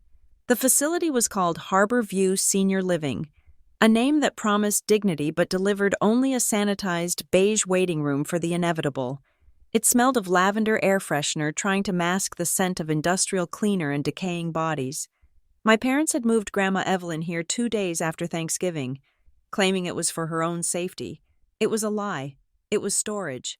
They had put her in a box so they could sell the box she actually owned. I walked down the hallway to room 312. The floor was linoleum, polished to a high sheen that squeaked under my boots. I stopped at the door, taking a breath. The anger that had been fueling me for the last 48 hours cooled into a heavy, aching stone in my chest. This was the woman who had taught me how to prune roses. This was the woman who had secretly slipped me $20 bills when my mother refused to buy me school clothes. I pushed the door open. Evelyn Hartwell was sitting in a high-backed chair by the window, looking out at a gray parking lot. She looked smaller than I remembered. Her silver hair, usually pinned up in a neat chignon, was loose and thin against her shoulders. She was wearing a hospital gown with a cardigan thrown over it. "Grandma," I whispered. She turned her head slowly. Her eyes were sunken, rimmed with red, but the moment they locked onto mine, the fog cleared. The sharp, obsidian intelligence that defined her was still there, burning behind the frailty. "Harlow," she said. Her voice was like dry leaves scraping together. "You came." I walked over and knelt beside her chair. Taking her hand, it was cold. I rubbed it between mine, trying to transfer some heat, some life. "Of course I came." I said, "I am sorry it took me so long. I had to find Wren." She finished for me. "You found Wren?" I nodded. "I saw him. I saw the papers. Grandma. I saw the loan. I saw the guardianship petition." Evelyn closed her eyes for a moment, a look of profound exhaustion crossing her face. She didn't look surprised. She looked resigned. "So you know," she said softly, "you know they sold me." I gripped her hand tighter. "How did it happen?" Wren said the signature was shaky. "He said you were medicated." Evelyn looked out the window again, her gaze distant. "It was October," she said. "The pneumonia had taken the air out of me. I was in the hospital bed, floating. You know that feeling when you wake up from a deep sleep and you don't know where you are? It was like that, for days." She paused, swallowing hard. "Your mother was there. She continued, "And Randall." They were smiling. That concerned, predatory smile they wear when they want something. Randall had a stack of papers. He told me it was for the insurance. He said the hospital wouldn't treat me if I didn't update my billing information. She looked back at me, her eyes wet. I trusted them. "Harlow, they are my blood." I couldn't read the words. The letters were swimming. I asked them to read it to me. Randall said, "Don't worry. Mother, it is just standard forms. Just sign here so we can take care of you." A tear tracked through the map of wrinkles on her cheek. "I signed," she whispered. "I signed because I was scared. I signed because I didn't want to be a burden." And the moment the pen left the paper, the energy in the room changed. They stopped smiling. "They took the papers and put them in a briefcase, and your mother checked her watch and said they had a dinner reservation." I felt a murderous heat rise in my neck. They had weaponized her vulnerability. They had turned her trust into a signature on a deed. "It is a trap." "Grandma," I said, my voice trembling, "they are using the house to cover a loan from Rex." "I know," she said. "I figured it out when the letters started coming to the house, the ones I wasn't supposed to see." June tried to warn me, but she was too scared to speak up. That is why I tried to stop them at Thanksgiving. I thought if I made a scene, if I shamed them, but they just locked you away. I said. Evelyn squeezed my hand. Her grip was surprisingly strong. "They think I am senile. Harlow, they think I am a confused old woman who imagines things. That is their narrative. Poor Evelyn. She is losing her mind. It makes it easier for them to take control." She leaned forward, her voice dropping to a conspiratorial whisper. "But I am not losing my mind. I am just losing my time." She reached into the pocket of her cardigan. Her hand shook as she pulled out a small object wrapped in a tissue. She pressed it into my palm and closed my fingers over it. "Take this." I opened my hand. It was a small silver key. It looked like a key to a safety deposit box. "What is this?" I asked. "First National Bank on Main Street." She said, "Box number 402. Your name is already on the access list. I put you on it 5 years ago. What is inside the truth?" She said simply, "The original deed to the house, the trust documents, and something else. A journal. I have been writing things down. Harlow, conversations I heard, bank statements I found in the trash. They think I am invisible. They talk in front of me like I am a piece of furniture." She looked at me with intense urgency. "In that box is everything Wren needs to bury them. They don't know it exists. If they find out, they will destroy it. You have to get it before the hearing." I closed my fist around the key. The metal was warm from her body heat. "I will get it. I promised. I will stop them." Evelyn studied my face. She tilted her head, her eyes searching mine. "You look different," she observed. "You look heavier, but not in a bad way, like a ship that has finally taken on ballast." I hesitated. I hadn't planned to tell her. It was dangerous. But looking at her, seeing the betrayal etched into her face, I couldn't keep it from her. She was the only one on my side. "Grandma," I said softly, "the lottery ticket." Evelyn went still. "The $2 ticket," she asked. I nodded. "I won," I whispered. Evelyn didn't gasp. She didn't scream. A slow, mischievous smile spread across her face, transforming her from a victim into a co-conspirator. "How much?" $100 million, I said. Evelyn threw her head back and let out a laugh. It was a rasping, hacking sound, but it was full of genuine delight. "Oh, God has a dark sense of humor." "Doesn't he? She wheezed, wiping her eyes. "Celeste gives you a piece of trash to mock you, and it turns out to be a golden ticket. It is poetic. It is Shakespearean." She sobered up quickly, gripping my arm. "Does Hugh know?" I nodded slowly. I told him. Evelyn's face fell. The light went out of her eyes, replaced by a deep, sorrowful wariness. "Harlow," she said warningly, "be careful. He is my husband." "Grandma," I said, though the words tasted like ash in my mouth. Evelyn shook her head. "Husbands are people. Harlow, And people break under pressure. She pulled me closer. Listen to me. When this blows up, and it will blow up, they will all react differently. You need to be ready. Tell me. I said. Your mother will play the victim, Evelyn said, her voice sharp. Celeste cannot handle being the villain in her own story. She will cry. She will say she did it for the family. She will say she was protecting me. She will try to make you feel guilty for attacking her. Do not let her tears touch you. They are water, not grief. I nodded. And Dad Randall is a coward, she said disdainfully. He will beg. He will talk about legacy and duty. He will try to make a deal. He will offer to cut you in if you just make the lawsuit go away.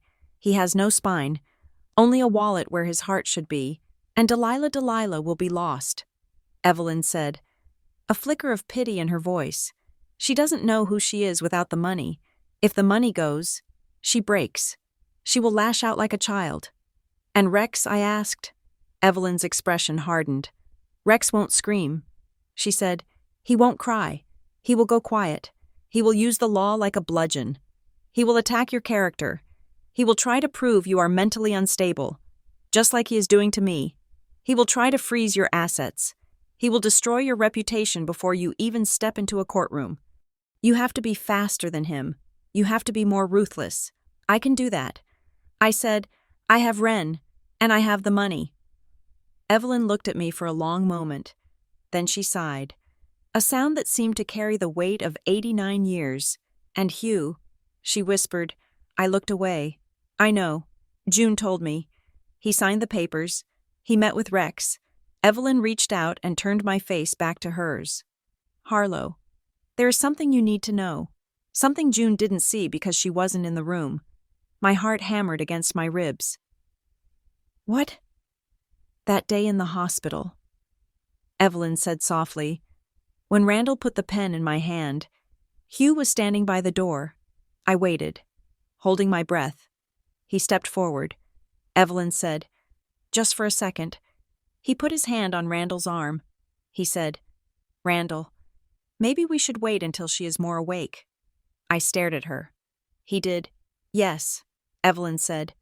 He tried. He looked sick. Harlow. He looked like a man who was watching a car crash and was too scared to jump in front of it. But he signed, I said, my voice cracking. In the end, he signed. Evelyn nodded slowly. Yes. Randall whispered something to him. I don't know what it was. But Hugh went pale. He stepped back. And then, when they asked for a witness, he took the pen. She squeezed my hand.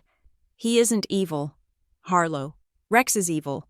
Hugh is just weak. And weak men are dangerous because they will do anything to survive. But he tried to stop them. For 1 second, he tried. I sat back on my heels, processing this. It didn't absolve him.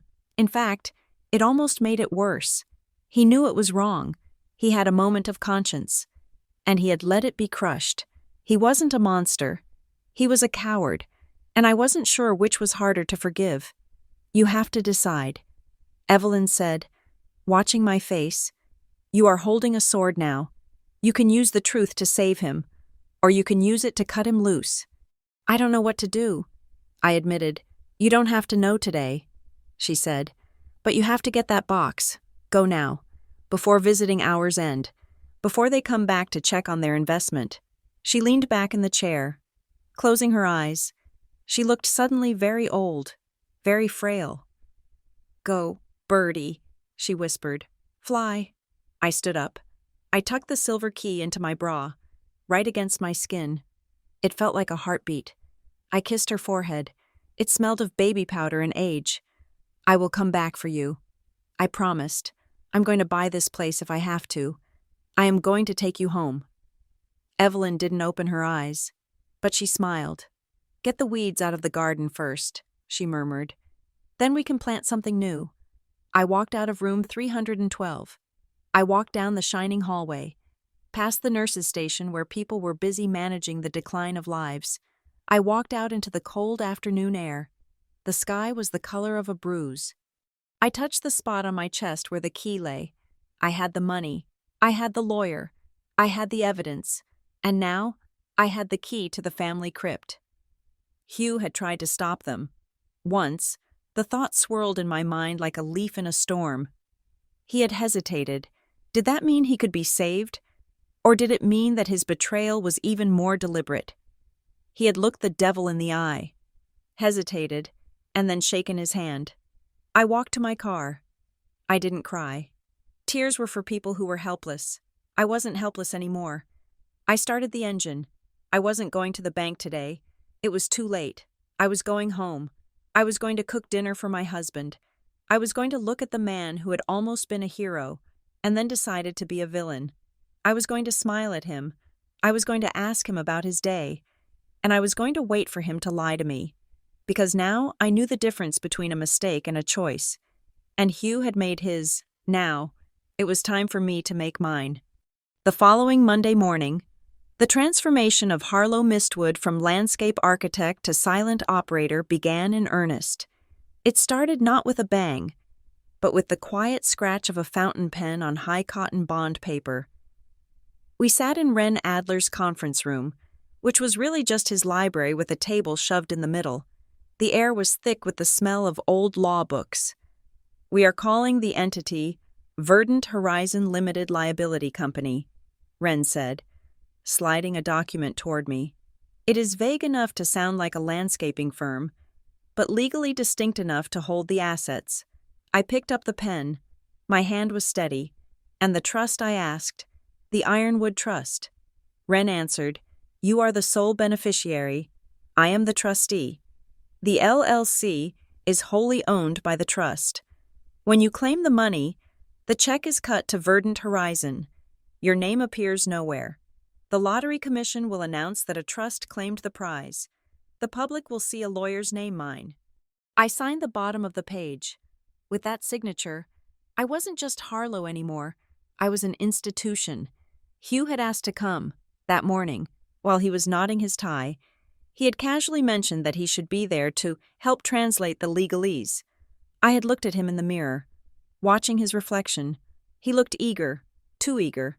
I told him no. I told him this was just the initial filing for the name, boring administrative work.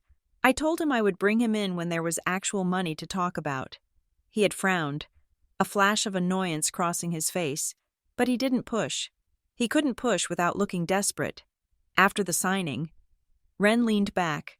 "I have a private investigator looking into North Harbor Holdings." He said, "A man named Silas. He used to be forensic accounting for the state prosecutor. If there is a link between Rex's paralegal and that shell company, Silas will find the wire transfer that proves it." "How long?" I asked. "A few days," Ren said.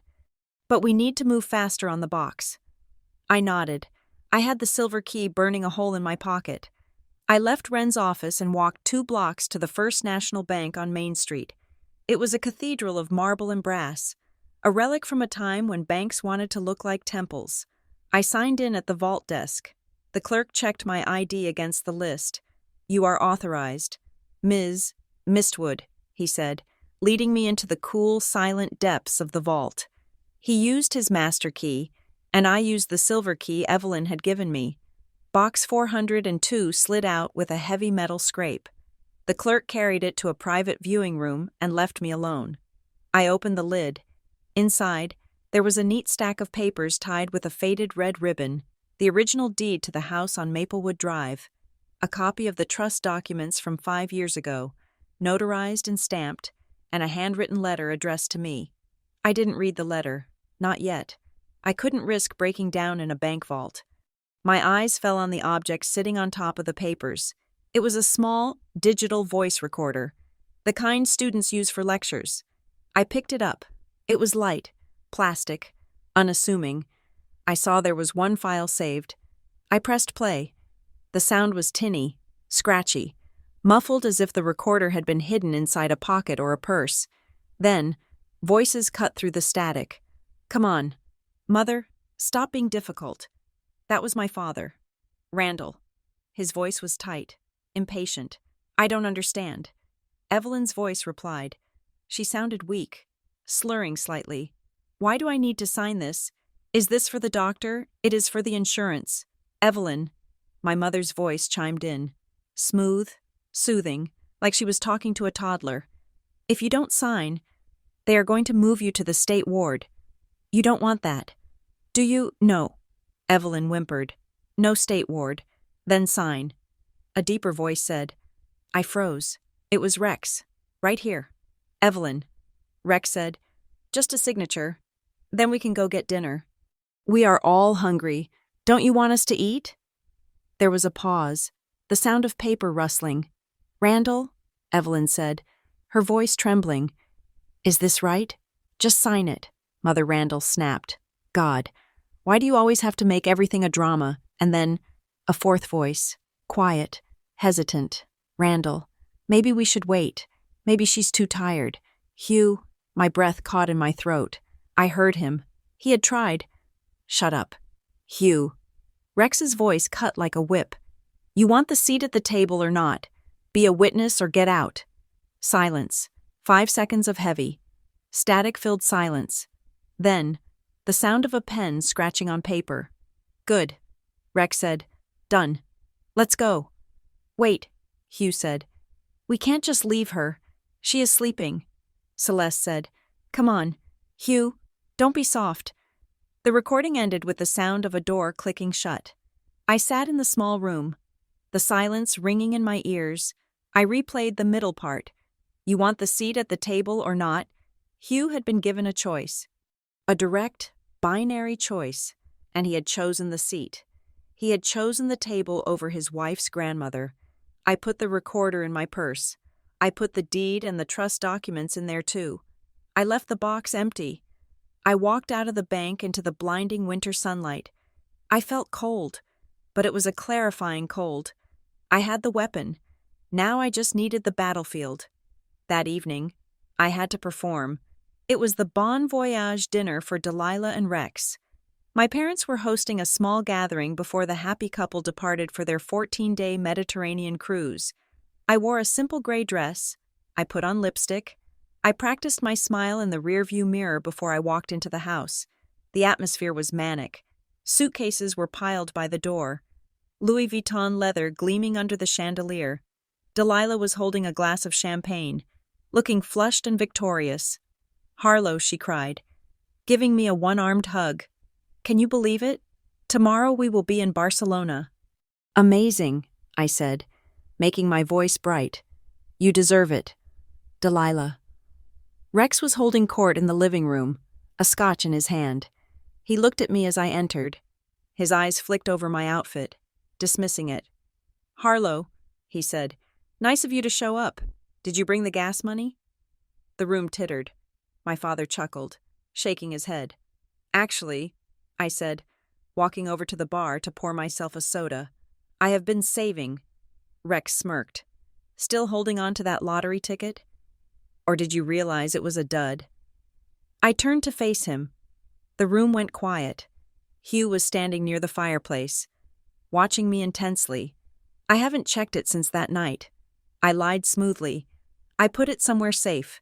Maybe I will look at it when you get back. You should check it, my mother said, her voice sharp. You never know. I took a sip of my soda. You know what they say. Rex, I said, meeting his gaze. Sometimes luck likes the people who are underestimated. Rex's smile faltered for a fraction of a second. His eyes narrowed. He was a shark, and he sensed a change in the water pressure, but he was too arrogant to believe the minnow would bite back. Well, keep dreaming. Harlow, he said, raising his glass. In the meantime, some of us have planes to catch. I spent the rest of the evening playing the role of the good daughter. I carried boxes. I refilled glasses. I listened to my father brag about a business deal that I now knew was a loan from a shark. Hugh stayed close to me. He was attentive, touching the small of my back, getting me drinks. It made my skin crawl. Every time he touched me, I heard the recording. Shut up. Hugh, be a witness or get out. We left at 10 o'clock, on the drive home. Hugh was quiet. Did your dad say anything to you? He asked suddenly. About what? About business? Or the house? No, I said. Why, nothing, Hugh said, tapping the steering wheel. Just, He seemed stressed. He is broke. Hugh, I wanted to say, and you helped him sell his mother to fix it. Instead, I said nothing. We pulled up to our apartment building. I saw it as soon as we walked into the hallway. Our front door was unlocked. The lock hadn't been picked. The jamb was splintered. Someone had kicked it, hard, right at the strike plate. Hugh swore. Harlow, stay back. He pushed the door open. The apartment had been tossed. It wasn't a chaotic, vandalized mess. It was a surgical search. The sofa cushions were stripped. The bookshelves were swept clean. Books lying open on the floor. The drawers in the kitchen were pulled out. Contents dumped. They weren't looking for electronics. The laptop on the coffee table was untouched. The TV was still on the wall. They were looking for paper. My heart hammered, but not from fear, from validation. They are desperate. I thought. Hugh ran into the bedroom. I followed him. The mattress was flipped. My dresser drawers were emptied onto the floor. My purse, the one I had left at home while I used my work bag for the party, was turned inside out. "Oh, God," Hugh said, spinning around. "Harlow, check your jewelry box." I walked over to the vanity. The jewelry box was open. My few pieces of gold were still there. They didn't take the jewelry. I said. Hugh looked around the room, his eyes wild. Then what were they looking for? I looked at him. I really looked at him. "I don't know," I said softly. "What do you think they were looking for?" Hugh. He froze. He looked at the mess, then at me. For a second, the mask slipped. I saw panic, genuine, terrified panic. He knew exactly who had done this. He knew Rex had sent someone to find the ticket. Maybe cash, he stammered. "Do we keep cash in the house?" "No," I said. I walked out of the bedroom and into my studio. The intruders had been here too. Drafting paper was scattered everywhere. Blueprints were unrolled. But on the bottom shelf, the row of plastic containers sat undisturbed. Peat, loamy sand, heavy clay. Who looks in a jar of dirt for $56 million? I picked up the jar labeled heavy clay. I held it in my hands. It was heavy, cool, and grounding. They didn't find it. I whispered to myself. Hugh appeared in the doorway. He was pale. "Find what?" he asked sharply. I turned to him, holding the jar. "Nothing," I said, "just checking my samples." Hugh stared at the jar, then at my face. He was breathing hard. "We need to call the police," he said. "Do we?" I asked. Of course, someone broke in and told them what? That they ignored $2,000 in electronics to rifle through our papers. Hugh flinched. "Harlow, this isn't safe." I walked past him, placing the jar back on the shelf with a deliberate thud. "You are right, Hugh, it isn't safe." I walked into the living room and picked up a heavy book from the floor, placing it back on the shelf. "But I am not worried," I said, keeping my back to him, "because whatever they were looking for, they didn't find it." I turned around. Hugh was standing in the hallway, illuminated by the street lamp outside. He looked like a ghost. He looked like a man who realized he had made a deal with the devil, and the devil had just come to collect in his living room. "Clean it up." "Hugh," I said, walking toward the bathroom, "I'm going to take a shower." I locked the bathroom door. I turned the water on hot. I didn't shower. I sat on the closed toilet lid and pulled the voice recorder out of my bra where I had hidden it. They had missed the ticket, and they had missed the evidence. Rex had made his move. He had escalated to violence. He thought he could bully the ticket out of existence. He was wrong. He had just given me the final justification I needed. Tomorrow, the LLC would be active. Tomorrow, Wren would file the motion. I looked at myself in the mirror. My eyes were hard. The heist was over. The war had begun. The notification light on my phone blinked with a rhythmic, manic intensity that matched the pulse in my neck. It was the second day of the Mistwood family Mediterranean cruise, and while I was sitting in my cold apartment in Connecticut, my digital feed was flooded with sunshine, champagne, and lies. I opened Instagram. Delilah had posted a photo 10 minutes ago. She was leaning over the railing of a massive ship, the ocean a brilliant turquoise behind her. She wore a white linen dress and oversized sunglasses. The caption read, Sailing away from the stress. So sad Harlow couldn't join us. She is just so swamped with her landscaping work. Someone has to keep the plants alive. Family first. Blessed Mistwood voyage. I stared at the screen. Someone has to keep the plants alive. It was a subtle dig. A reminder of my station. I was the gardener. She was the flower. I liked the photo. It was part of the performance. My phone buzzed again. A text message. It wasn't in the family group chat. It was a direct message from Delilah. Harlow, are you there? I waited 2 minutes before replying. I am here. What is wrong? My card just got declined at the duty-free boutique, she wrote. So embarrassing. The clerk looked at me like I was a pauper. Rex is in a meeting with the captain, VIP stuff, and I can't reach him. Can you Zelle me $500? I will pay you back as soon as we dock in Naples. I looked at the message. $500. A drop in the bucket for her. Usually.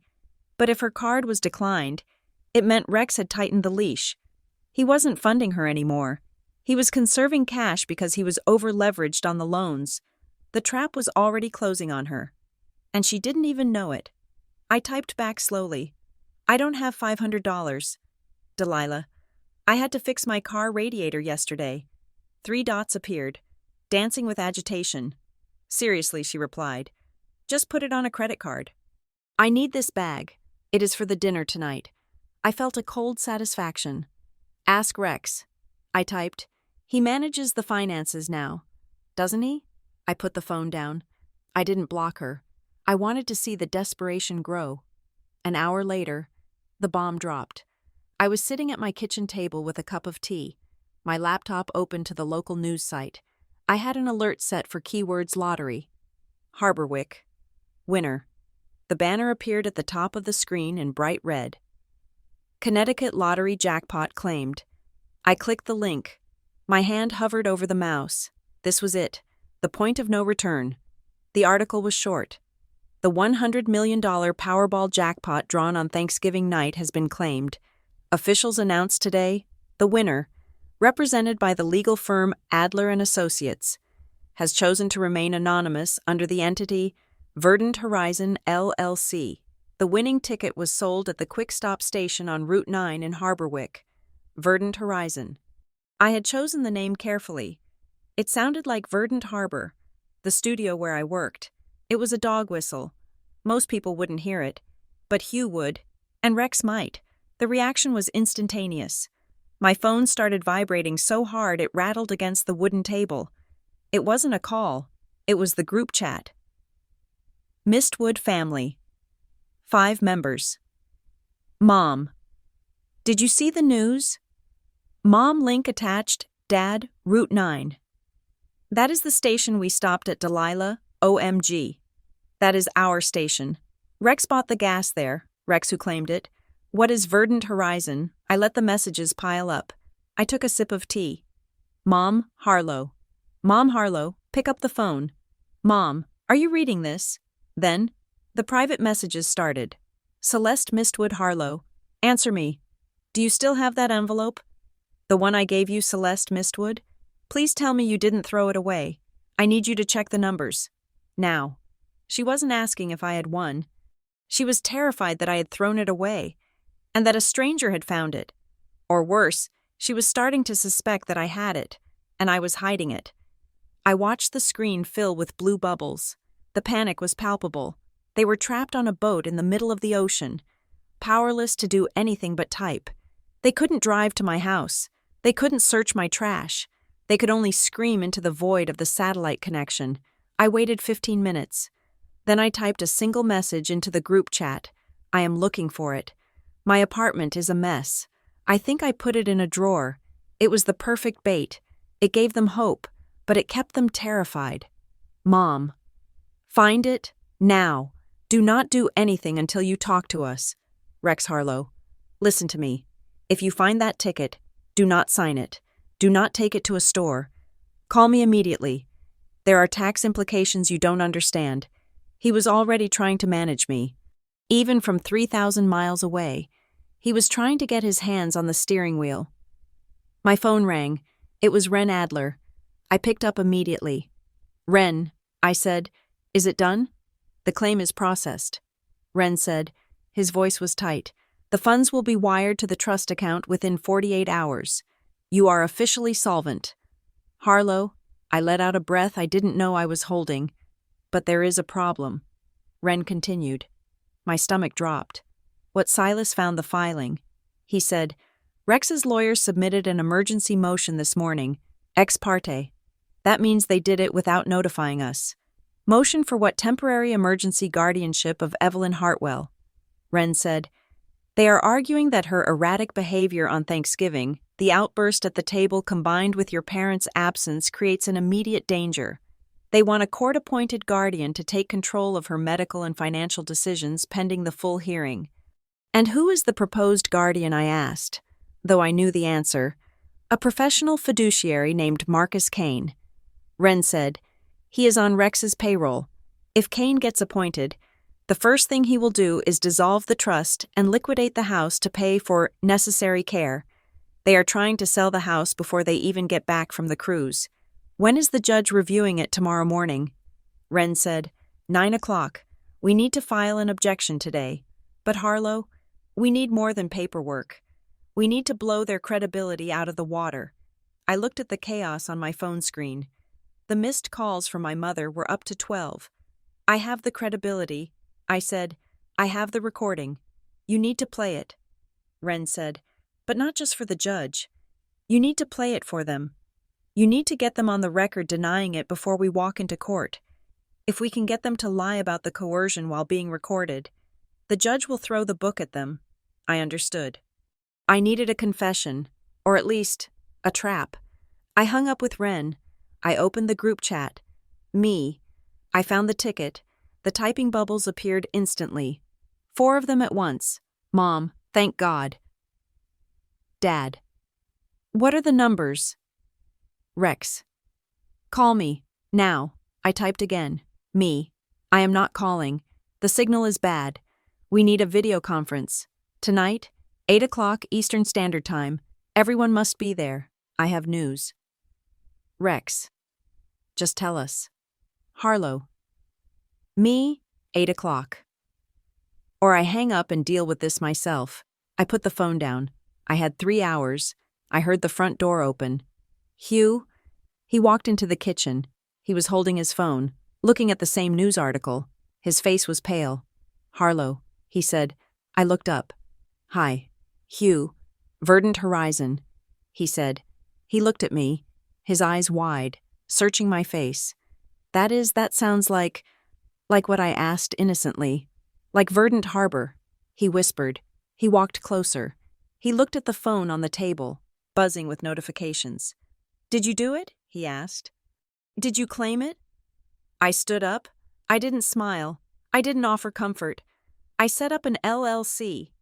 Hugh, to protect our privacy. He let out a sound that was half laugh, half sob. He grabbed the back of a chair to steady himself. Oh my God. He said, You did it. We are rich. I thought. He looked at me with a sudden, intense hunger. It wasn't sexual. It was the look of a starving man looking at a feast. We have to be careful, he said, his voice dropping to a conspiratorial whisper. Rex, your dad. They are going to come for it. I know. I said, that is why I set up a call. Tonight, 8 o'clock. Hugh nodded vigorously. Good. Smart. We need to manage them. We need to tell them that we won a smaller amount. I looked at him. I saw the gears turning. He was already plotting how to lie to them, just as he had plotted with them to lie to Evelyn. He was a chameleon, changing colors to match the power in the room. We are going to tell them the truth, I said. Hugh frowned. The truth about everything, I said. I picked up the digital recorder from the counter and slipped it into my pocket. Hugh, I need you to do something for me. Anything, he said. Tonight, during the call. I want you to stand next to me. I want them to see us together. A united front. Of course, he said, puffing out his chest. I am your husband. I am right here. He didn't know that I wanted him there not as a partner, but as a co-defendant. I wanted him in the frame when the guillotine fell. The hours ticked by. The apartment grew dark. I turned on the ring light I used for Zoom meetings. I set up the laptop on the dining table. At 7:55, I sat down. Hugh stood behind me, his hand resting on my shoulder. His grip was heavy, possessive. "You look nervous," he said. "Don't be." "We hold all the cards." I touched the recorder in my pocket. "Yes," I said. "We do." At 8 o'clock exactly, I initiated the call. The screen split into 4 quadrants. Top left, me and Hugh. Top right, my parents, sitting on a plush sofa in their stateroom.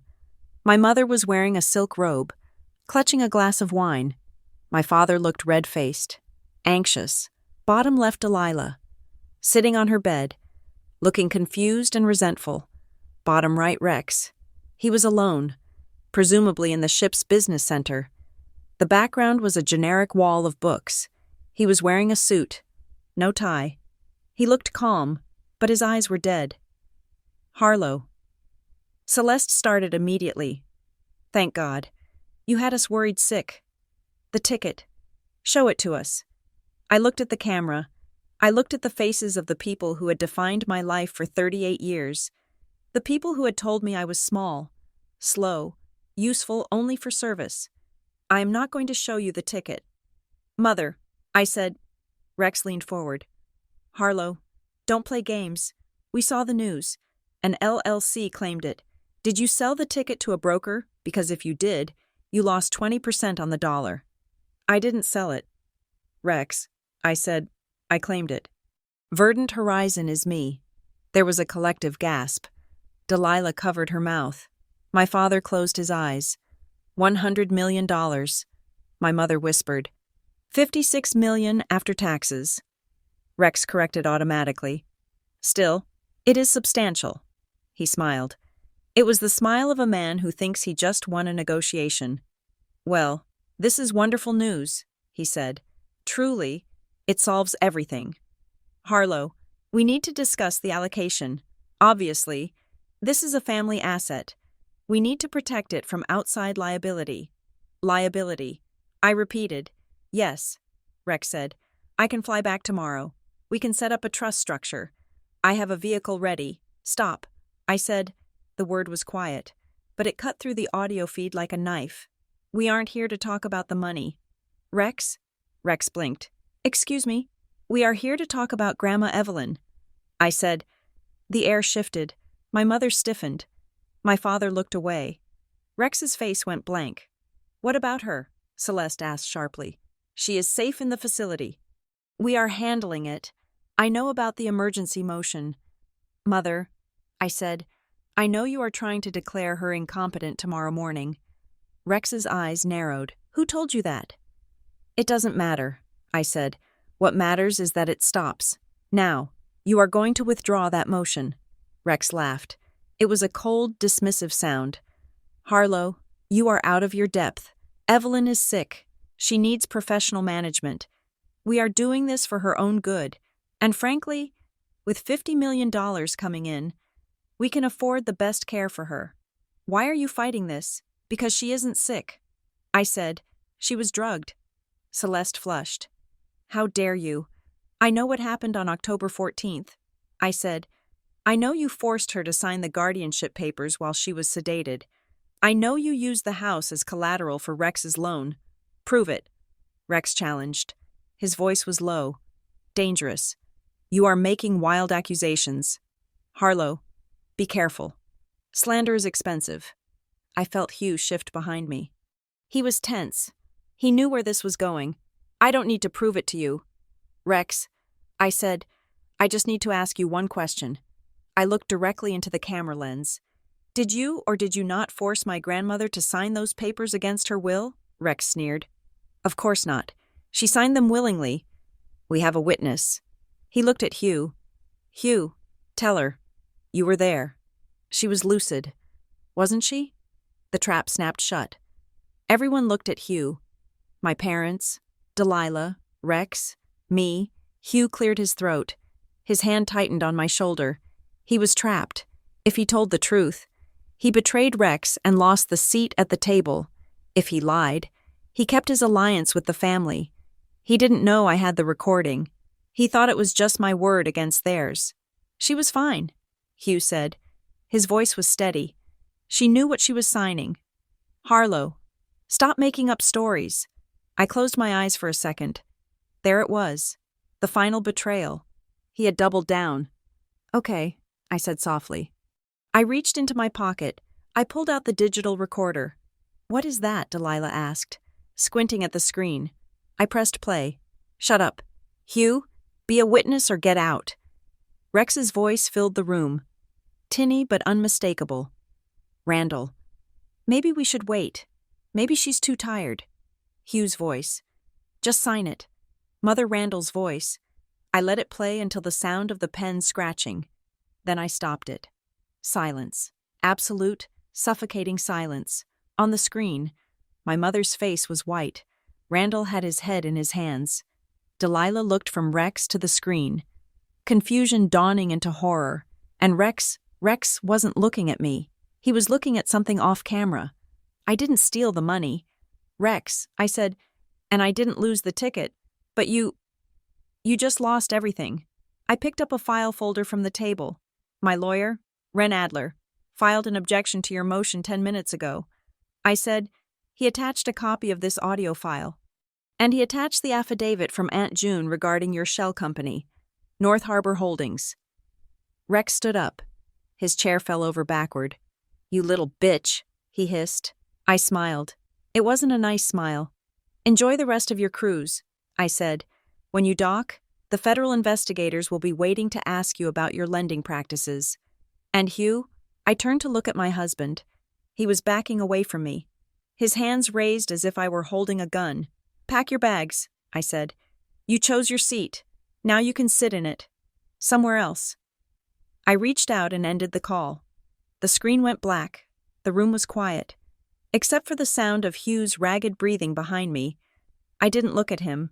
I looked at the reflection in the blank laptop screen. The countdown was over. The bomb had gone off, and I was the only one standing in the rubble. The screen of my laptop flickered. The black void replaced by pixels rearranging themselves into a live feed from the Mediterranean. The connection stabilized. The image that filled the quadrants was breathtakingly cinematic. My parents were seated on a white leather sofa in the ship's exclusive lounge. Behind them, through floor-to-ceiling glass, the sky was bleeding into a spectacular purple and gold sunset. The ocean was calm, shimmering like hammered copper. It was a picture of perfect, expensive tranquility. But the faces in the foreground were anything but tranquil. Celeste, my mother, was the first to speak. She had fixed her hair since the previous call, applied a fresh layer of lipstick, and composed her face into a mask of benevolent maternal concern. Harlow, darling, she cooed, her voice dripping with a sweetness that made my teeth ache. We seemed to have been disconnected earlier. The satellite reception is so spotty out here on the water. We were so worried.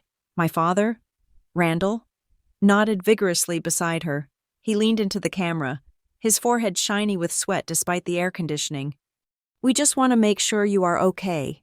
Sweetie, this is a lot for anyone to process. A lot of pressure. In the bottom left quadrant. Delilah sat on the edge of her bed in her stateroom. She looked disheveled, her eyes darting between her phone and the screen. She wasn't cooing. She was vibrating with anxiety. And in the bottom right, Rex Calder sat alone. He had moved to a private booth. His background was blurred, but his eyes were sharp, calculating, scanning me like he was reading a balance sheet.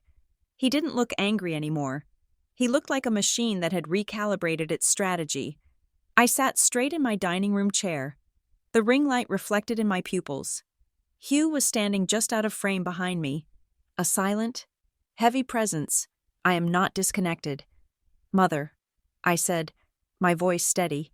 I hung up, but you kept calling, so let us finish this. Harlow, Rex said, his voice smooth and reasonable. Let us put the drama aside. We saw the news. We know Verdant Horizon is you. We just want to confirm, is it true? Did you really win the jackpot? I looked at them. I looked at the greed pulsing beneath their skin. Yes, I said, I won. $100 million. The cash payout will be deposited into my trust account in 48 hours. The reaction was visceral. My mother let out a gasp that sounded like a sob of relief. My father slumped back against the cushions, closing his eyes as if he had just been saved from a firing squad. Delilah let out a high-pitched squeal. "Oh my God," Delilah cried. "I knew it. I knew it. We are rich." Randall sat up, his energy instantly restored.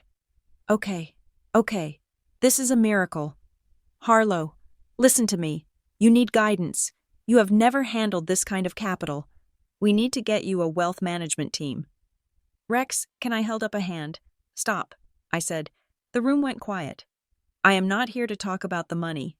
I said, I told you that before. Rex chuckled. A condescending sound. Harlow, be realistic. It is $50 million. Of course we are talking about the money. We are family. I ignored him. I tapped a key on my keyboard. I am sharing my screen. I said.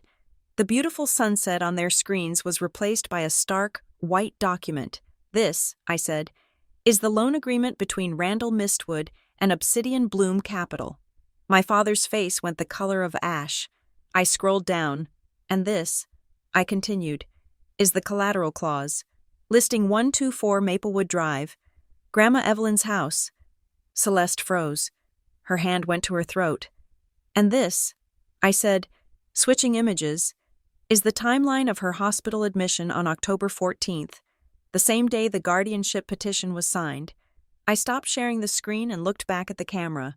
You didn't send her to the facility for her safety. I said, you sent her there to get her out of the house so you could hand the keys to Rex. Rex didn't flinch. He leaned back, crossing his arms. This is ridiculous, he said, his voice bored. These are fabricated documents. Harlow, anyone can use Photoshop. You are unstable. You are jealous of Delilah. And now that you have a little money, you are trying to buy a narrative that makes you the victim. My mother found her voice. She started to cry. But there were no tears. Harlow, how could you? Accusing your father of this. We love Evelyn. We are doing everything for her. You forced her to sign. I said, prove it, Rex snapped. You have nothing but a vivid imagination and a fake PDF. I smiled. It was the smile Evelyn had given me in the hospital room. I don't use Photoshop. Rex, I said, I use a recorder. I held up the small black device. I played the audio again. The sound of Randall bullying his mother. The sound of Rex threatening Hugh. The sound of the pen scratching. Shut up. Hugh, be a witness or get out. The silence that followed was heavy enough to sink the ship. My mother stopped crying. She stared at the camera, her mouth slightly open. Randall looked like he was going to be sick, but Rex just shook his head. Inadmissible. He said, that could be anyone. That is AI generated. You are trying to blackmail us. Harlow, and honestly, it is pathetic. You think a judge will listen to a grainy recording over the testimony of a respected businessman in your own family? He looked at the camera with a sneer. And you have no witness, he added. Hugh already confirmed she was lucid, didn't you? Hugh. I felt Hugh move behind me, for weeks. I had wondered whose side he was on. I had heard him lie. I had heard him capitulate. I had told him to pack his bags. But now, Hugh stepped into the frame. He didn't look at me. He looked straight at the camera. He looked at Rex. Actually, Hugh said, his voice clear and hard. I lied. Rex blinked. Excuse me, I lied to you. Rex, Hugh said, and I lied to the family. Because if I hadn't, I never would have gotten into the room with you. Hugh reached into his own pocket. He pulled out his phone. You recruited me because you thought I was weak, Hugh said. You thought I was hungry for money. And you were right. I was. But you forgot one thing. What is that, Rex asked, his voice losing its confident edge. I am an architect, Hugh said. I noticed cracks in the foundation. Hugh tapped his phone screen. I recorded our dinner at the steakhouse, Rex, the one where you offered me the job. He pressed play. The audio was crystal clear, the ambient noise of a restaurant, the clinking of silverware. Structure is simple, Hugh. Rex's voice said. It was unmistakable. Once the title on the old lady's house clears, we liquidate. We take the 300 grand, plus the equity, and Delilah Hughes' voice asked on the recording, "Does she know the house pays for the wedding?" Rex's laugh rang out. It was cold and cruel. "The wedding, Hugh? Wake up. There isn't going to be a wedding. Once I have the assets secured, the engagement is over. I am done with the house. I am done with Delilah. She is a depreciating asset. I will cut her loose before we even dock." The recording ended. I looked at the bottom left quadrant. Delilah was standing up. She was staring at the screen. Her face drained of all blood. She looked like a statue of shock. "Rex," she whispered. Rex's face had changed. The mask of the polite businessman was gone. In its place was the snarling visage of a cornered animal. "That is out of context," Rex shouted. "That is a legal recording. I will sue you. I will bury you both." Delilah looked at the camera. Then at Rex's quadrant. "You called me a depreciating asset," she choked out. Rex ignored her. He was focused on me and Hugh. "You think this scares me?" he spat. "I have lawyers who eat people like you for breakfast. You have nothing. That house is mine. The old woman is incompetent. And you? Harlow. You are going to lose every cent of that lottery money in legal fees. Harlow." "Wait," my father stammered. Let's not be hasty. Rex didn't mean it. We can work this out." I looked at my father. He was still trying to broker a deal.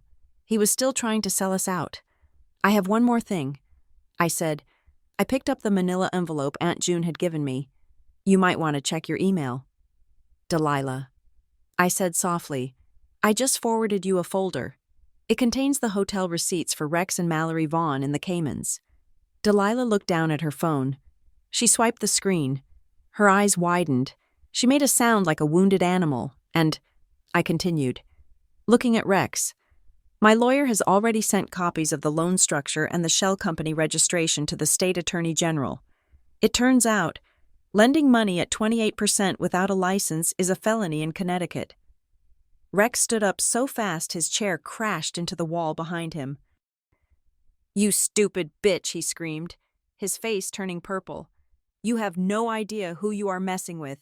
I will..." Suddenly, a loud chime echoed through the speakers of the laptop. It was the ship's public address system. "Attention passengers."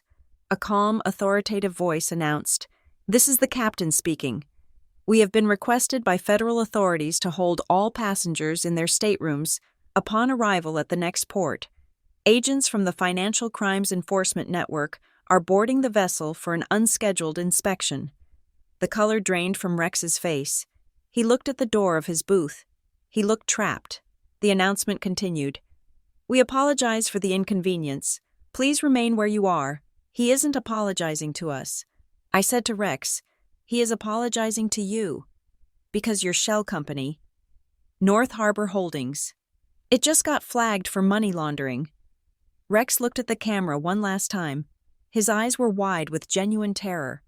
He reached out and slammed his laptop shut. His quadrant went black. My mother was sobbing now. Loud, ugly cries. My father was sitting with his head in his hands.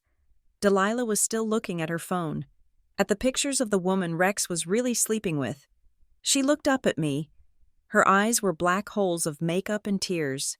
"Harlow," she whispered, "help me." I looked at her. I looked at the sister who had mocked my shoes, who had taken the cruise while I got the $2 ticket. "I can't help you, Delilah," I said, "but I can tell you one thing." What she asked, her voice trembling. "The view from the lifeboat is better than the view from the sinking ship." I said, "Start swimming." I reached out and ended the call. The screen went black. The room fell silent. I turned around in my chair. Hugh was standing there. He was holding his phone, his hand shaking slightly. He had saved me. He had lied to me. Yes. He had signed the paper. Yes. But in the end, he had handed me the knife to cut the throat of the beast. "You recorded him," I said. Hugh nodded. "The night he offered me the job, I knew something was wrong. I thought if I had leverage, I could protect us." "You should have told me," I said. "I was scared." "Harlow," he whispered, "I was scared of being poor, and I was scared of him." He looked at me, his eyes pleading. "Did I fix it?" he asked. I looked at the man I had married, the man who had almost sold his soul for a seat at the table, but had stumbled back at the last second. "I don't know." "Hugh," I said, "I really don't know." My phone buzzed on the table. A single text message. I picked it up. It wasn't from my mother. It wasn't from Delilah. It was from a number I didn't recognize. "You think you won because you have the money. You think the law matters. You just took the pawn. Harlow, you haven't even seen the king yet. The game has just started." I stared at the screen. The chill that went down my spine was colder than the ocean. I looked up at the window. The reflection of my own face looked back at me. I hadn't ended the war. I had just declared it. The courtroom smelled of floor wax and old anguish. It was the same smell I remembered from the nursing home. A scent that said people came here to lose things: their freedom, their money, or their dignity. I sat in the front row next to Ren Adler. My hands were folded in my lap. They were steady, beside me. Ren looked like a crumpled heaps of tweed, but his eyes behind his thick glasses were sharp, focused on the judge's bench, across the aisle. Rex Calder sat with his legal team. He looked tired. The pristine tan he had cultivated on the first 2 days of the cruise was sallow under the fluorescent lights.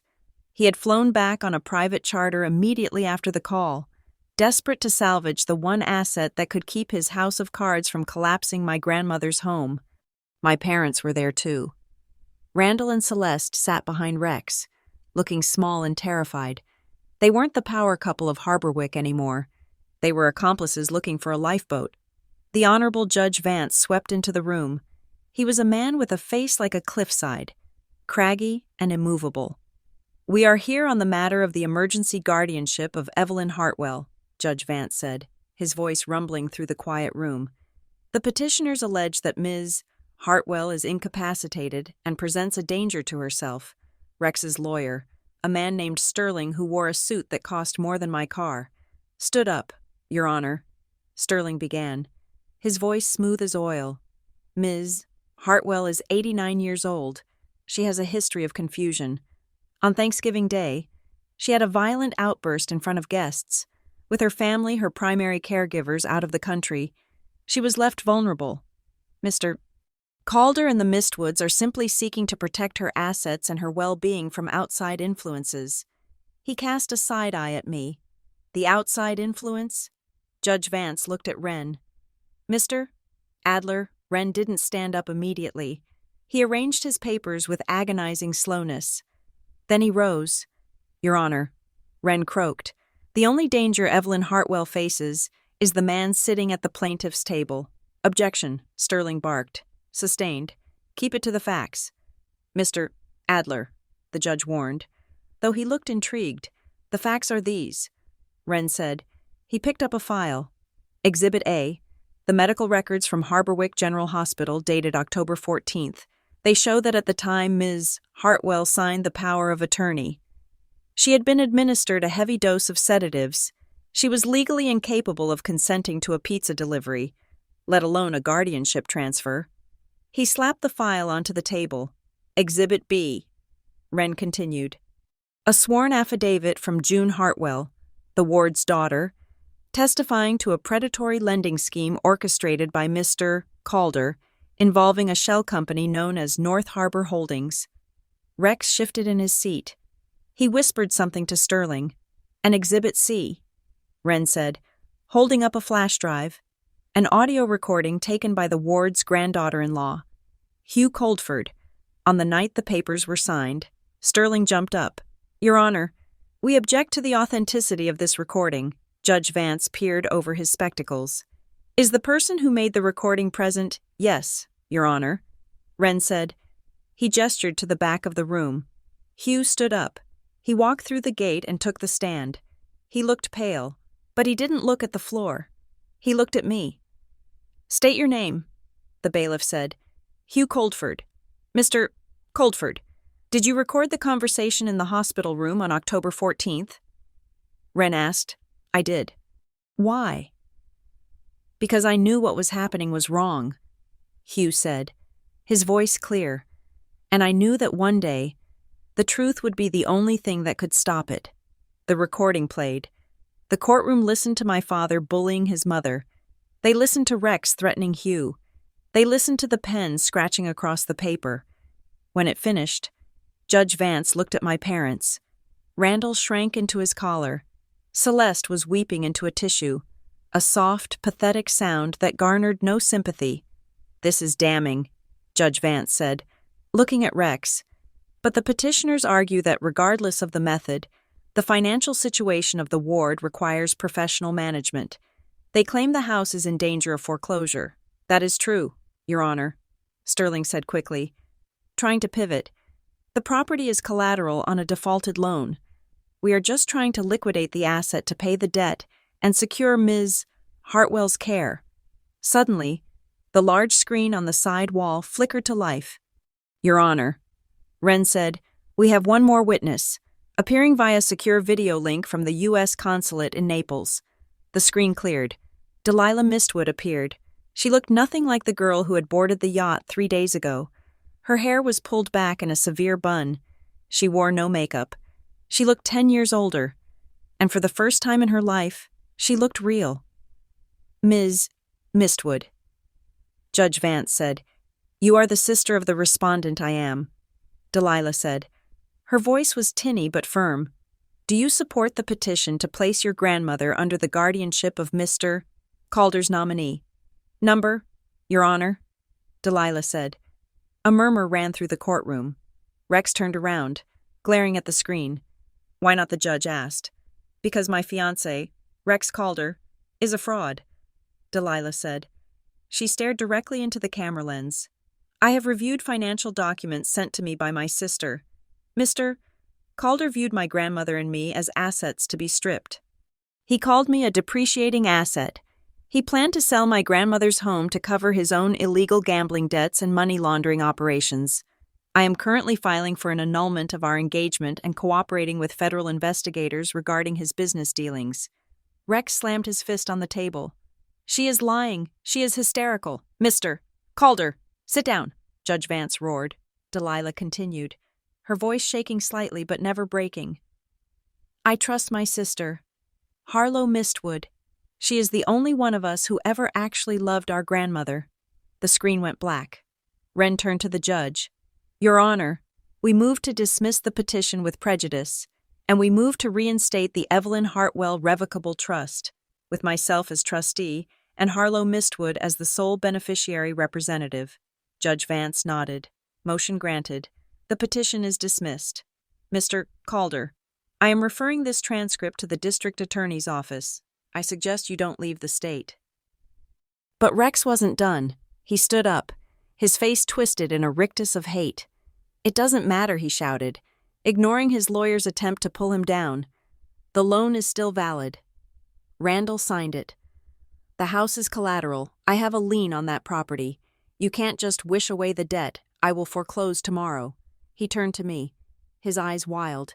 "You think you won? Harlow, you think your lottery money can save it? I will drag this out in probate court for years. I will bleed that trust dry. You will pay me 3 times what that house is worth just to make me go away." I looked at Wren. Wren smiled. It was a small, dry smile, like a book snapping shut. "Actually, Mr. Calder," Wren said, his voice calm enough to cut glass, "you won't be foreclosing on anything." "Why not?" Rex sneered. "It is a valid mortgage. It is a valid mortgage on a property that cannot be transferred," Wren said. He pulled a single, yellowed document from his briefcase. 5 years ago, when Evelyn Hartwell established her trust, she executed a restrictive covenant on the deed. She placed the property into the Harborwick Historical Preservation Registry. Rex froze. "What? It is a specific clause," Wren explained, enjoying every syllable. "The house cannot be sold for commercial development. It cannot be subdivided. It cannot be demolished. And most importantly, any transfer of title requires the approval of the historical board. And the board's charter clearly states that they will not approve a transfer to any entity connected to predatory lending or commercial speculation." Wren dropped the paper on the table. "Your collateral is worthless. Rex, you can't flip it. You can't develop it. You can't even sell it to a third party without a 2-year review process. You lent $300,000 against a pile of bricks that you are legally forbidden from touching. The color drained from Rex's face completely. He didn't just look defeated, he looked erased. His entire plan, the quick flip, the liquidity, the exit strategy had been dead before he even started. He had been outsmarted by an old woman he thought was senile. Rex slumped into his chair. He looked at his hands. Judge Vance banged his gavel. Court is adjourned. The sound rang out like a gunshot. I walked out of the courtroom. The hallway was crowded. Reporters were already gathering near the doors, having sniffed out the scent of the lottery winner and the scandal. Harlow. My mother's voice. She came running down the corridor, my father trailing behind her. Harlow. Wait. I stopped. I turned to face them. Mom. I said, "Oh, honey," she said, reaching out as if to hug me. "I am so glad this is over. That horrible man, he tricked us all. Can you believe it? We were victims too." She looked at me, her eyes searching for the naive daughter she used to manipulate. "Harlow, listen." She lowered her voice. "The debt the business wreck still holds the paper on the loan. Even if he can't take the house, he can sue your father personally. It will bankrupt us. The scandal alone." She paused, licking her lips. "With your windfall, you could settle it. It is a drop in the bucket for you. Just $300,000. We could start over. We could be a family again." I looked at them. I saw the fear. Yes, but I also saw the entitlement. They still thought I was the fixer. They still thought money was the glue that held us together. I opened my purse. I pulled out a checkbook. My father's eyes lit up. "Harlow, thank you. You are a good girl." I wrote a check. I wrote it for $350,000. I ripped it out. I held it up. "This is for the loan." I said. Celeste reached for it. I pulled it back. "But there are conditions." I said. "Conditions?" Randall asked. "I am not giving this to you." I said. "I am paying Obsidian Bloom Capital directly to discharge the lien. But in exchange, you are going to sign a document today." "What document?" Celeste asked warily. "A quitclaim deed." I said. "You are going to renounce any and all future claims to Grandma's estate. You are going to sign away your inheritance, the house, the contents, everything. It goes to the trust, if you try to challenge it. If you try to step foot on that property without my permission, this payment converts into a personal loan to you, callable immediately with interest." They stared at me. "You are disinheriting us," my father whispered. "No, Dad," I said. "I am just formalizing what you already did. You sold your mother for a loan. I am just buying her back." I held out the check. "Take it or leave it. If you leave it, Rex sues you, and you lose the business and your house. If you take it, you are debt-free, but you are done with me." Randall looked at Celeste. Celeste looked at the check. Greed and survival warred in her eyes. Survival won. She snatched the check from my hand. "Fine," she hissed. "You have your grandmother.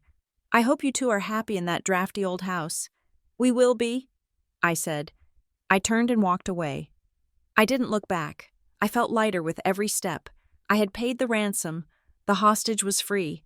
I walked out the side exit to avoid the press. Hugh was waiting by the car. He was leaning against the passenger door. He looked exhausted. "Did you do it?" he asked. I did. He nodded. "So," he said, looking at his shoes, "I guess this is it. You want me to go?" I looked at him.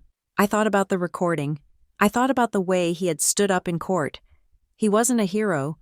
He was a flawed man who had been scared. But when the moment came, he had jumped off the cliff with me. "Get in the car." "Hugh?" I said. He looked up, surprised. "Really?" I unlocked the doors. "You are not forgiven," I said, opening the driver's side door. "You lied to me. You almost let them destroy her. That doesn't go away just because you testified." "I know," he said softly. "But," I continued, looking over the roof of the car at him, "you are the only one who told the truth when it mattered. You are the only one who saw the cracks. I got in. He got in. Trust isn't a promise." "Hugh," I said as I started the engine. "It is an action. You acted today, but you have a lot more actions to take before we are okay." "I will," he said. "I will work for it." I put the car in gear. "Start by driving me to the garden center." I said, "I need to buy some winter bulbs." Spring came early that year to Harborwick. By April, the air was sweet with the smell of damp earth and new growth. I stood in the backyard of 124 Maplewood Drive. Grandma Evelyn was sitting on the porch, wrapped in a blanket, watching me. She was frail. Yes, but she was home. She was safe. I was on my knees in the dirt, planting the last of the hydrangeas. The garden, once overgrown and choked with weeds, was now a riot of structured chaos. I had ripped out the invasive ivy. I had pruned the deadwood. The house was safe. The historical trust meant it would stand long after we were gone. Rex was awaiting trial for fraud. His fintech empire had collapsed like a sandcastle. Delilah was in Paris, living in a small apartment, working as a gallery assistant, learning, for the first time, what it meant to earn a paycheck. My parents were in Florida, living quietly, their silence bought and paid for. I wiped my hands on my jeans. I stood up and looked at the house. It wasn't just a house anymore. It was a fortress. I had used the lottery money to set up the Evelyn Hartwell Foundation. We provided legal aid and emergency funds for women trapped in financially abusive families. I wasn't just hoarding the $100 million. I was weaponizing it against men like Rex. Hugh walked out onto the porch carrying 2 lemonades. He handed one to Evelyn and brought the other to me. He was working at a small firm now, doing honest drafts. We were sleeping in the same bed, but we were still building the bridge back to each other, brick by brick. "It looks good," he said. "Looking at the garden, it looks real." I corrected. I took the lemonade. I looked at my dirty hands. I looked at the orange sun dipping below the tree line. $100 million hadn't bought me happiness. Happiness was too cheap a word. It had bought me the ability to say no. It had bought me the power to protect the things that couldn't protect themselves. It had bought me the freedom to dig in the dirt without worrying about the cost of the soap. Evelyn raised her glass from the porch. "To the weeds," she called out, her voice thin but happy. I raised my glass back. "To the weeds," I said, and the strength to pull them out. I took a drink. It was tart, cold, and perfect. The game was over. I had won. But the prize wasn't the money. The prize was the view from my own backyard, with no one standing in my light. Thank you so much for listening to this story of revenge and redemption. I would love to know where you are tuning in from. Please comment your location below so we can connect and share our thoughts on justice. If you enjoyed Harlow's journey, please subscribe to the channel Juliet Revenge Stories, like this video, and smash that hype button to help this story reach even more people. Your support means the world.